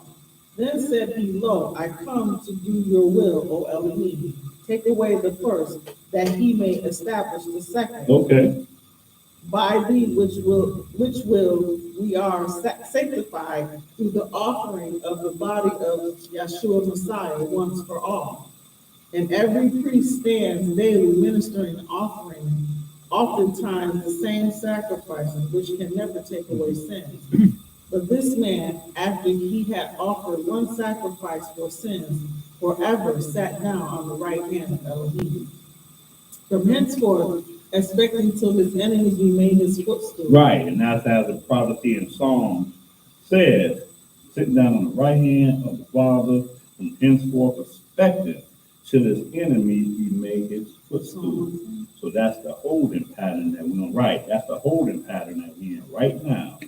Go ahead. 14. For by one offering he hath perfected forever them that are sanctified. Therefore, the Holy Spirit also is a witness to us. Now, see, this is where people get it mixed up. Because they think that what he's about to read about is what Yeshua has already done, but really, it's not. Go ahead. Wherefore, the Holy Spirit also is a witness to us. For after that he had said before, this is the covenant that I will make with them after those days, said Yahuwah. I will put my laws into their hearts, and in their minds will I write them. That have not happened yet. We read when it will happen, but this is the new covenant. And the foundation of the new covenant is what? The laws. People say, I'm on a new covenant, and they don't even keep the law. He said, this is the covenant I will make with them after those days, said Yahuwah. I will put my laws into their hearts, and in their minds will I write them. Go ahead. And their sins and their iniquities will I remember no more. And see, and we read that earlier. We read that earlier in what, Deuteronomy, so we read that earlier. Go ahead. Now where remission of sin, where remission of these is, there is no more offering for sin. Uh-oh. Wait a minute. I ain't heard about this, but he's still talking about what we're supposed to be dealing with right now. Where remission is, because we got the remission through the blood of Yeshua. That's the remission of sin. He said there is no more offering for sin. What else? Having therefore, brethren, boldness to enter into the holiest by the blood of Yeshua, by a new and living way which he hath consecrated for us through the veil, that is to say, his flesh. Okay. And having an high priest over the house of Elohim, let us draw nigh with a true heart and full assurance of faith, having our hearts sprinkled from an evil conscience and our bodies washed with pure water. Let us hold fast the profession of our faith without wavering, for he is faithful that promised. And let us consider one another to provoke unto love and to good works, not forsaking the assembling of ourselves together, as the manner of some is, but exhorting one another, and so much more as you see the day approaching. For if we sin willfully after that we have received the knowledge of the truth. Oh, here's the crazy part. I never knew nothing about this when I was part of the church. There remains no more sacrifice for sin. So if we sin willfully after we have received the knowledge of the truth, did the definition of sin change? You think did the definition of sin change? Right. Because in 1 John 3rd chapter, verse 4, it says, Sins and transgression and wrong. Right. He that committed sin transgresseth also the law. There's no new definition of sin. He says, for if we sin willfully, after that we have receive the knowledge of the truth. there remain no more sacrifice of sins, but a certain fearful looking for of judgment and fiery indignation, which shall devour the adversary. Whoa, what? But a certain, he says certain. That certain is a scary word, but he means what he says. But a certain fearful looking for of judgment and fiery indignation, which shall devour the adversary. Who are the adversaries? Those that don't keep his commandments. Those are the adversaries. Go ahead. It shall devour the adversaries. You're going to be right there among them. And you done came up under the blood, and you done did all this stuff. He that despises Shemaiah's law died without mercy under 2 or 3 witnesses. Whoa, hold on, stop. That had to been a rough thing right there. They say back in the Old Testament, they had it rough back then. But they despised his law, and they only took 2 or 3 witnesses. Yeah, he did it. Yeah, he did it. She did it too. Did she? Oh, yeah, she did it too. They both did it. He that despised Shemaiah's law died without mercy under 2 or 3 witnesses. Go ahead. Of how much sore punishment, suppose ye, shall he be thought worthy, who hath trodden underfoot the Son of Elohim, and hath counted the blood of the covenant, wherewith he was sanctified, an unholy thing, and hath done despite unto the Spirit of grace. For we know him that hath said, vengeance belongs unto me, I will recompense, saith Yahuwah. And again, Yahuwah shall judge his people. So when we baptize people, we have to make them aware of this part right here. You ain't got baptized and joined the church.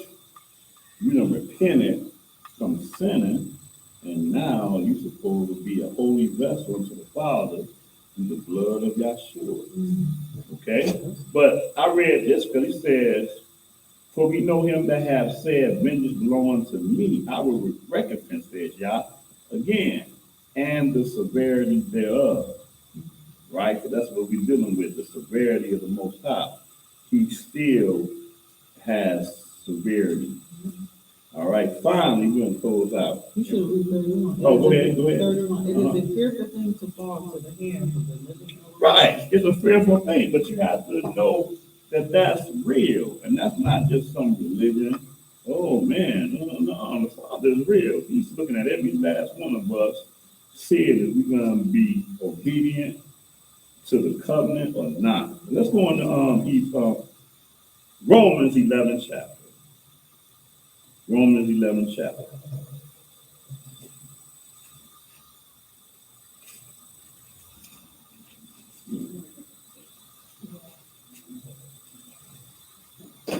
Romans 11 chapter.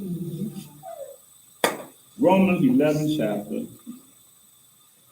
Start this at the top. Verse 1. Romans 11:1. I say then, hath Elohim cast away his people? Oh, stop. Hath Elohim cast away his people?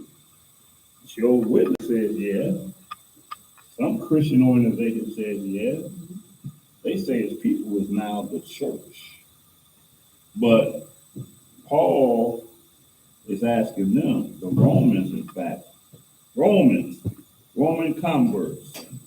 I say then, have Elohim cast away his people? Elohim forbid.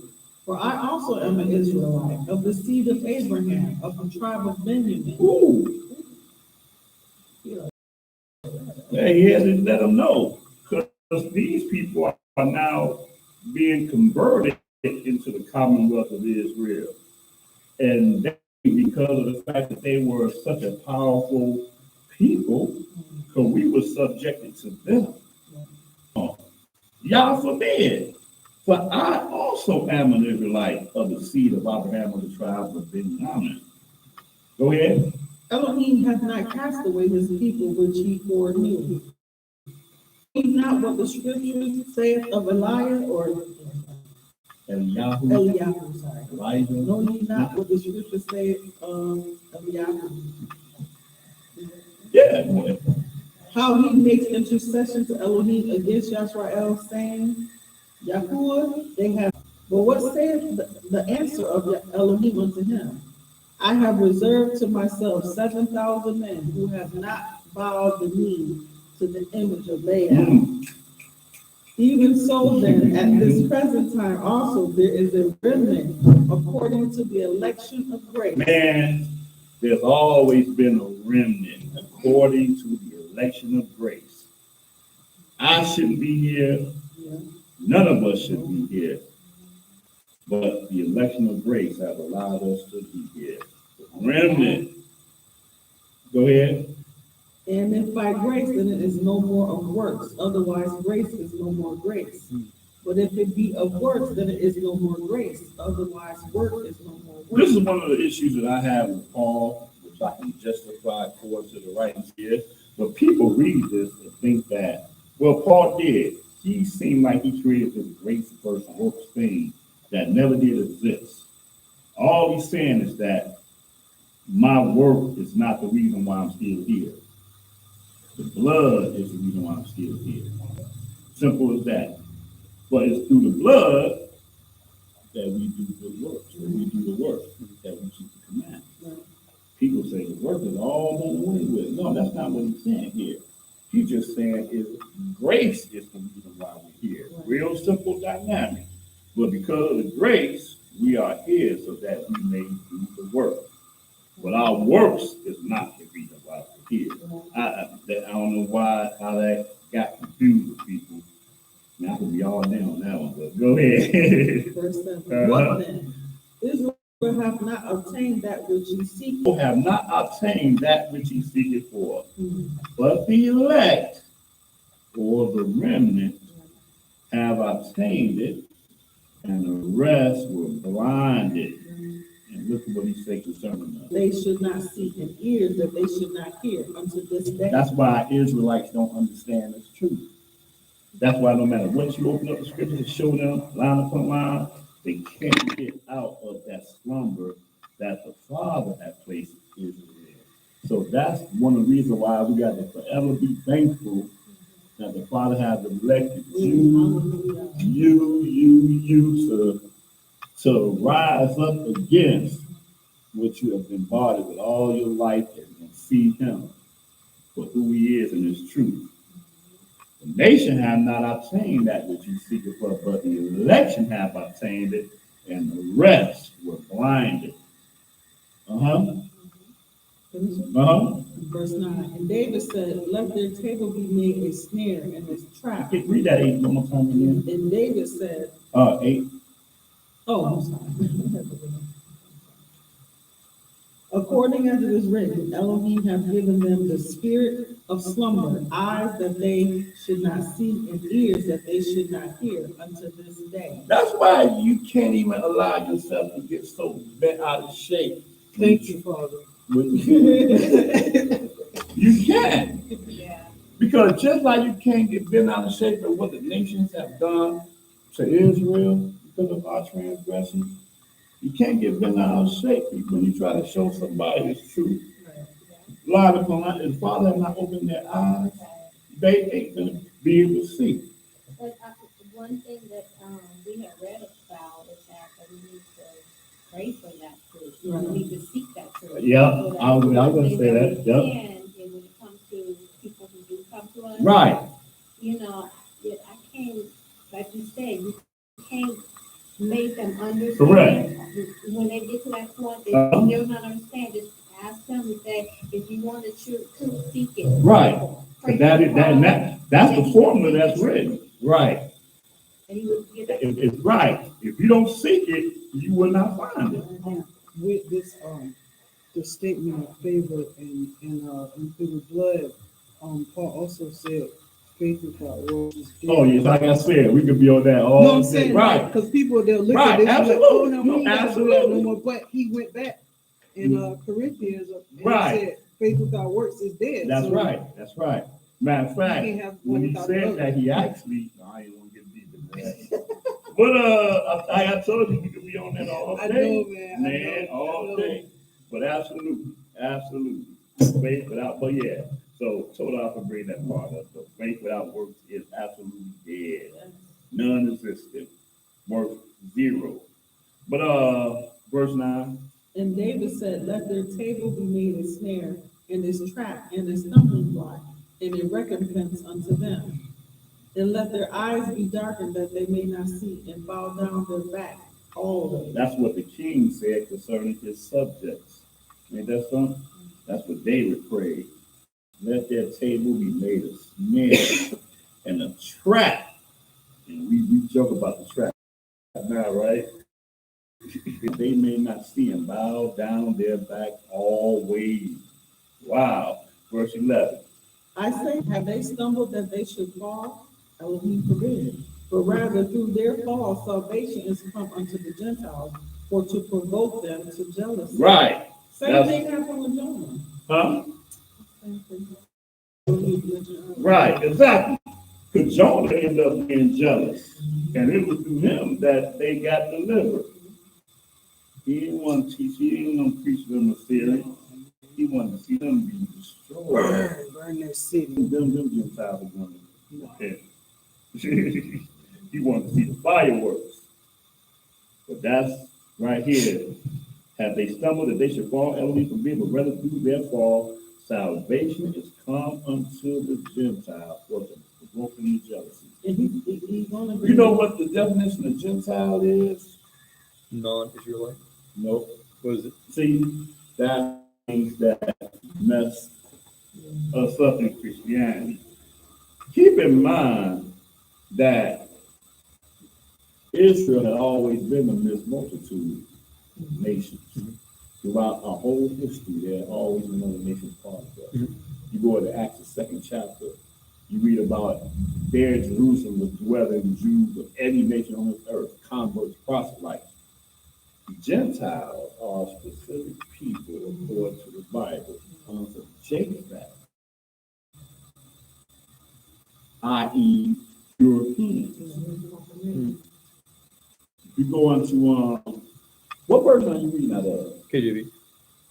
Y'all want to deal with that for a minute? Yeah, let's do it. All right. Genesis chapter 10. So Come on, best friend. You gonna go deal with that in Genesis 10. Watch, Genesis 10 chapter. Let's look at that. We're gonna come right back to that and figure that out. That's important. But it's important to understand this because they have deceived the whole world thinking that Gentiles are people that don't believe in whatever. No, Gentiles are specific people. So we're in Genesis the 10th chapter. Verse 1. Yeah, Genesis I got a 10. whole lesson on this. I'm gonna try not to do it right now. But Right. Now these are the generations of the sons of Noah, Shem, Ham, and Japheth. And unto them were sons born after the flood, the sons of Japheth, Gomer and Magog, and Madai and Javan, and Tubal and Meshach, and Tiras. you happen to know who any of those people are? Magog, Rome. Actually, Russia. Okay. Gog, Rome, Magog, Russia. Right. Rome is actually, you're going to read Rome in the 4th verse, actually. Madai is the Medes of the Medo-Persian Empire. Javan is the part of Greece. Matter of fact, you got Zodovan, Illustrated Bible Dictionary. If you wanted to match them up with this, it breaks them all down here. Go ahead, finish it out. The sons of Japheth, Gomer and Magog, and Madai and Javan, and Tubal and Meshach, and Tiras. And the sons of Gomer, Ashkenaz. Ashkenaz. Sure. You know what those people are? Yeah. Who are they? Jews. Right. But you see here that they're Japhetic. They are not really ethnic Jews. They are actually Japhetic. That's my family. Huh? I said, that's my family. Yeah. You're Ashkenazi? Ashkenaz, yeah. And But you're Riphath. not Ashkenaz, though. Not necessarily. It's your mother My is. mother's side of Right. But your father my is, mother. he's one of these I other. was not. Verse 4. And the sons of Javan, Elisha, Tarshish, Tarshish. That's Spain.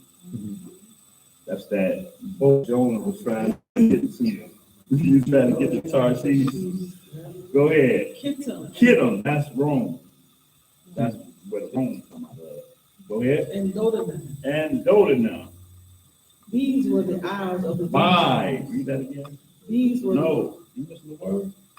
I'm sorry. Come on. By these were the isles of the Gentiles divided in their lands, everyone after his tongue, after their families and their nation. The word Gentiles is a proper noun. It's not an improper noun, it's a proper noun. And by definition, Gentiles are the seed of Japhet. Goe. Huh? Goe. Right. It's the Goyim. Right. Like nations. But see, it's not nations, because even in this same verse, what's the last word in this verse? Yeah. You can't interchange those two words. Yeah. See, that's what they missed us up at. It's the same word in Hebrew. Hagoyim, plural, peoples, and into their nations, begoyehim. The root is goy. You cannot substitute a proper noun for an improper noun. But the root word of the two is goy, Right. nations. But by definition, it is the seed of Japheth. And what we're reading here. Given the context of this verse, yes. I agree. Right, but the point is that it's a proper noun. Nations is not a proper noun. Nations is an improper noun. You can't substitute a proper noun. See, that's deception that you're reading there. Gentiles is always going to be a capital G because it's a specific people. In the New Testament. Well, Gentile is a Greek word. Huh? Gentile comes from the Greek. The goy is still a word used by. Right. But what I'm saying is that the original definition, meaning as we see here, is a proper noun. Because in the context of this, we're going to read about Ham, we're going to read about Shem. They're not Gentiles. The first Gentile recorded in the New Testament that came unto the Commonwealth of Israel. Who would that be? The centurion, Roman. Cornelius? Yes. Right. Huh? Right. But chapters before, you have the Ethiopian that was converted by Stephen. He wasn't a Gentile. Matter of fact, when Stephen found him, an Ethiopian, what was he doing? He was reading Isaiah. He was reading Isaiah. He'd been part of it, he just didn't have understanding. He didn't have the understanding concerning Yahshua, but he was Ethiopian. So again, way before then, all the nations that Israel dealt with were Hamitic and Shemitic nations. But the Japhetic nations, they were a nation whose tongue we never understood. Matter of fact, Paul is talking to the Romans right here, and he's about to break that down to them. But they were the newest people that come into this truth were Gentiles. Sure. But Ethiopia, Syria, Egypt, all Moabites, all of them were all knowing of Israel. Because if we'd have read more of that Deuteronomy 28, someone bring a nation which, well, actually did read one of the passages, a nation who you don't even understand what the words that they're saying. They're going to come upon you and those words. They think about, oh, well, is the Jews have no dealing with it's really Gentiles, because we had always had dealings with other nations, just the Gentile nations. We always had dealings with Egypt, all those nations. On again, the Father sent him to go to the Syrians and tell them, look, 40 days and y'all gonna be destroyed. And Jonah was like, man, I gotta go to the Syrians. But he always had Israel deal with other nations, except for the Gentiles, until they came into power, started with Nebuchadnezzar, king of Babylon, then that was the beginning of Gentile reign on the entire earth. But before Nebuchadnezzar, and remember, Nebuchadnezzar of Babylon, it was Babylon, then it was Medo-Persian Empire, then it was Greek, and then it was Rome.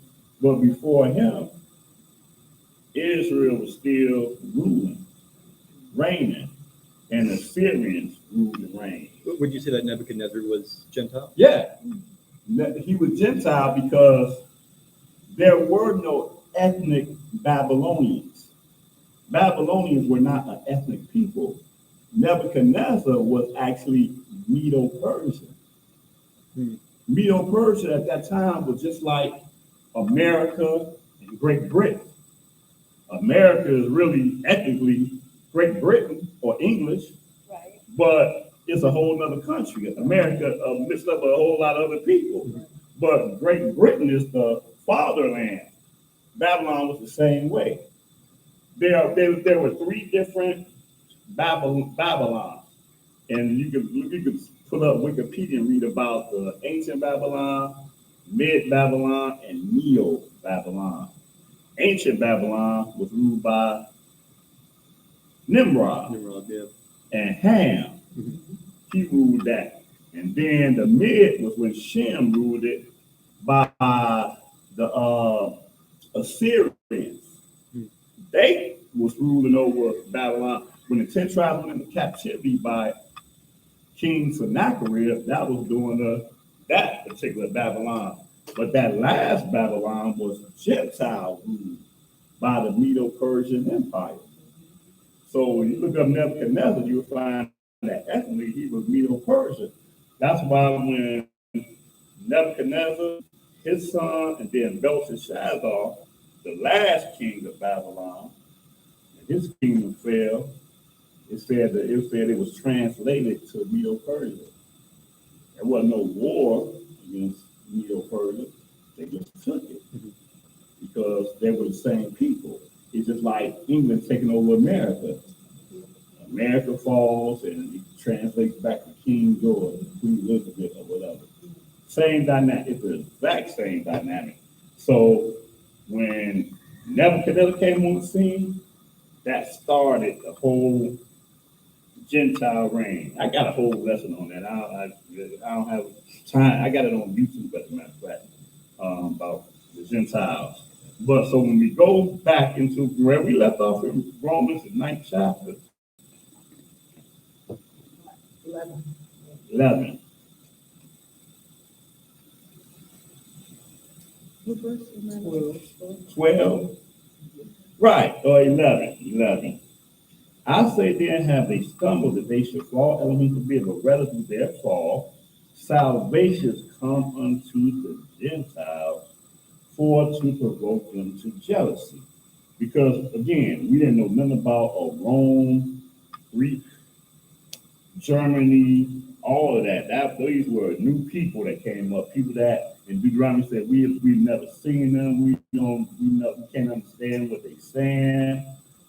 People that neither we nor our fathers have known. Verse 12. Now, if the fall of them be the riches of the world, and the diminishing of them the riches of the Gentiles, how much more therefore? Oh man, wait a minute now. See, again, this is history. If the fall of them, who's them? Israelites. If the fall of Israel be the riches of the world, this is how the world got rich, through the fall of the Israelites. If the fall of them be the riches of the world, and go ahead. And the diminishing of them the riches of the Gentiles, how much more their fullness? For I speak to you Gentiles. And he's talking Romans. See, Paul is an apostle to the Gentiles. Romans, Corinthians, Galatians, Ephesians. He wasn't an apostle to the Ethiopians, to the Egyptians, to the Syrians, to any of them, because they already knew about Yah. But these European people, they had no idea anything about concerning Yah. They had been on their own thing, and now he's bringing them into the truth and this is the reason why he's bringing the whole thing down.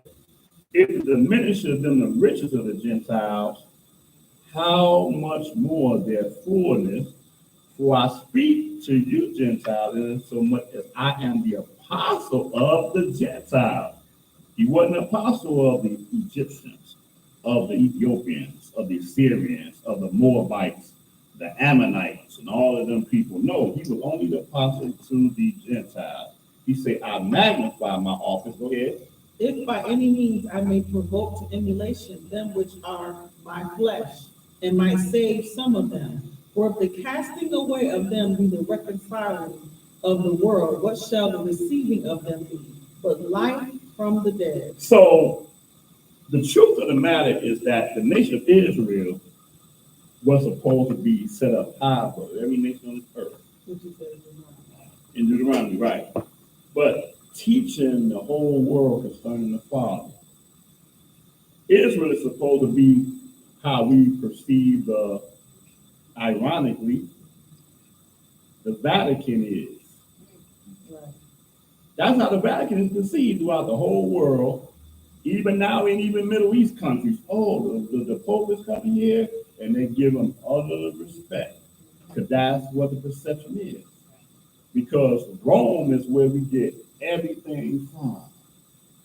The so-called holy days, the days of the week, Sunday, Monday, Tuesday, the June, July, August, everything comes directly from the Gentiles, Rome, and their service. But Paul, magnifying his office, as he says, was teaching them, brought them into the truth. If by any means, 14, I may provoke to emulation them which are my flesh, and might save some of them. For if the casting away of them be the reconciling of the world, and the reason why it's the reconciling of the world is because we didn't do our job.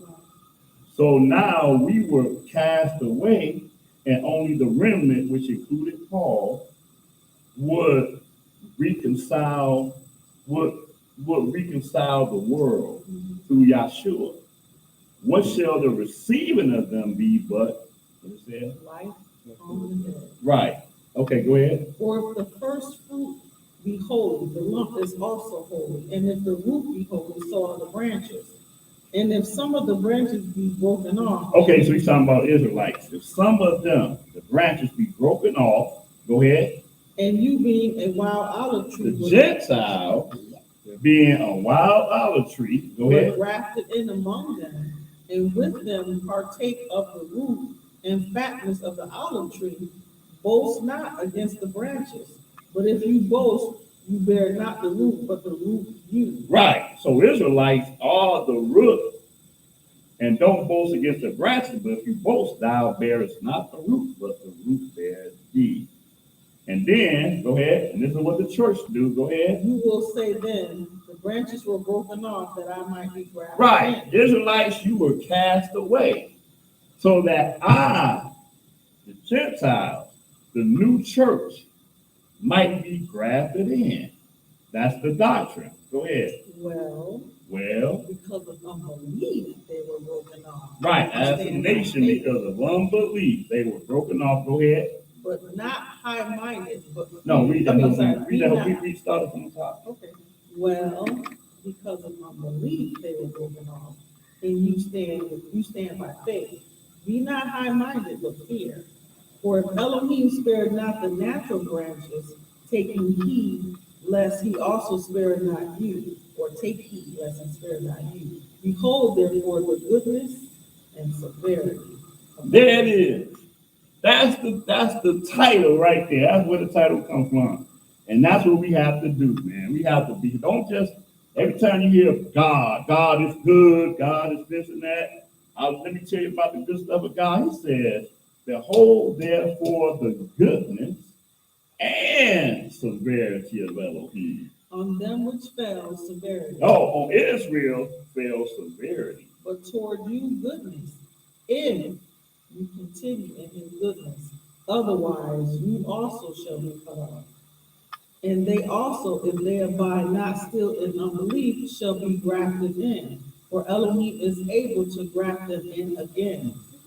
For if you were cut out of the olive tree, which is wild by nature, and were grafted contrary to nature into a good olive tree, how much more shall these, which be the natural branches, be grafted into their own olive tree? Right, olive tree belong to Israel, whether they be cast away or not. That's what he's saying here. Go ahead. For I would not, brethren, that ye should be ignorant of this mystery, lest ye should be wise in your own conceit, that blindness in part is happened to Yashrael, until the fullness of the Gentiles be come in. Right, or the time the Gentiles in, as Yeshua said in Luke. Matter of fact, I need to read that one place that he says here, and that Yeshua said. As a matter of fact. Now finish this right here, verse 26. And so all Yashrael shall be saved, as it is written, there shall come out of Zion the deliverer, and shall turn away unrighteousness from thy cub. For this is my covenant unto them, when I shall take away their sins. We read that earlier. For this is my covenant unto them. Matter of fact, all the covenants was made to Israel. The new covenant, old covenant, every covenant, it was made to Israel. But this is the new covenant I make unto them, unto the house of Israel and the house of Yahudah. Go ahead. As concerning the gospel, or the good news, they are enemies for your sake. But as touching the election, they are beloved for the Father's sake. For the gifts and calling of Elohim are without repentance. Whereas ye in times past have not believed Elohim, yet have now obtained mercy through their unbelief. Say again? Oh, that's the carport right there. Okay. Real quick, and then we'll close out with prayer. Go to Luke 21. Luke 21.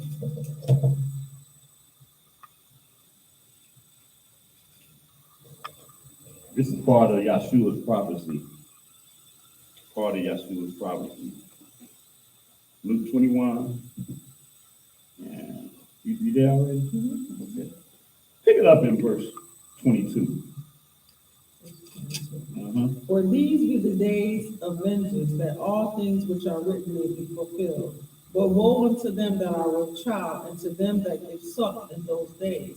For there shall be great distress in the land, and wrath upon this people. Upon this people, who's this people that's going to be wrath on? The remnant? Right, the Israelites in that day. Go ahead. And they shall fall by the edge of the sword, and shall be led away captive into all nations, and Jerusalem shall be trodden down of the Gentiles, until the times of the Gentiles be fulfilled. Look at the dichotomy of that verse there. And they shall fall by the edge of the sword, and shall be led away captive into all nations. He's only saying what the prophecy had already been stated, right? Mm-hmm. We just read that earlier in quite a few places. They shall fall by the edge of the sword, and shall be led away captive into all nations, and Jerusalem shall be trodden down of the Gentiles. Until how long? Until the time of the Gentiles be fulfilled. So that means that if you look in Jerusalem right now, that's Ashkenaz, the Gentile that we read in Genesis the 10th chapter, that's trying down Jerusalem right now, who say they are Jews in Revelation 2 and 9, being 9, but they are not the Jews. And when he said that in Revelation the 2nd chapter, that was after 70 AD. Israel wasn't nowhere in the land then. It was being trodden down at that time by the Romans and Ashkenaz and all other Gentiles. Mm-hmm. But they took on the conversion of calling themselves Jews. But that's a whole nother lesson. But here he's saying that the people shall be led away in captivity. All nations, Jews shall be trodden down of the Gentiles until the Gentile be fulfilled. Right. And he tells you when that's over with. Verse 25. And there shall be signs in the sun and in the moon and in the stars and upon the earth, the stress of the nations with perplexity, the sea and the waves roaring. men's hearts failing them for fear and for looking after those things which are coming on the earth. For the powers of heaven shall be shaken, and then shall they see the Son of Man coming in the cloud with power and great glory. That's the time that Gentiles was over with, right? Right. There. So until that time, Israel is not in his land. The Gentiles trying it over there. And there again are Japhetic, seed of Japheth, Ashkenaz, Kittim, Javan, all of them over there with all types of temples representing their gods. Scripture say, they done departed my land. That's a whole nother lesson. Anyway, that's it. Behold the goodness, and I left the goodness part out, so that's why I said, and the severity thereof. Because the real creator of heaven and earth, and he's still within the nation right now. And he sends his son to come back, but he ain't going to look nothing like the way we perceive him in our mind. He's going to chan up stuff. He might even look like Ned the Wino. Ned the Wino. Man, but anyway, y'all, that's the lesson. Hope y'all got something out of it. I'm here for more questions. And if you got, Sure. Okay, let's close out in prayer. Close out in prayer.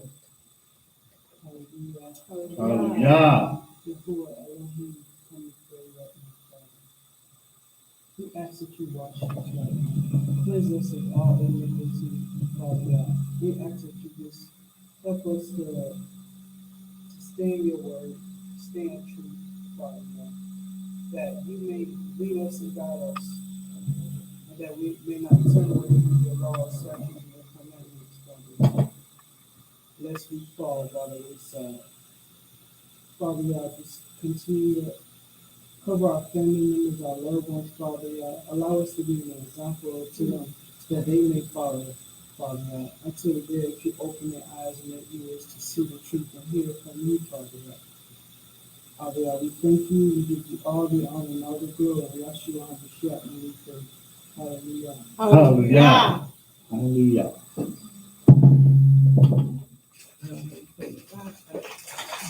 We're going to put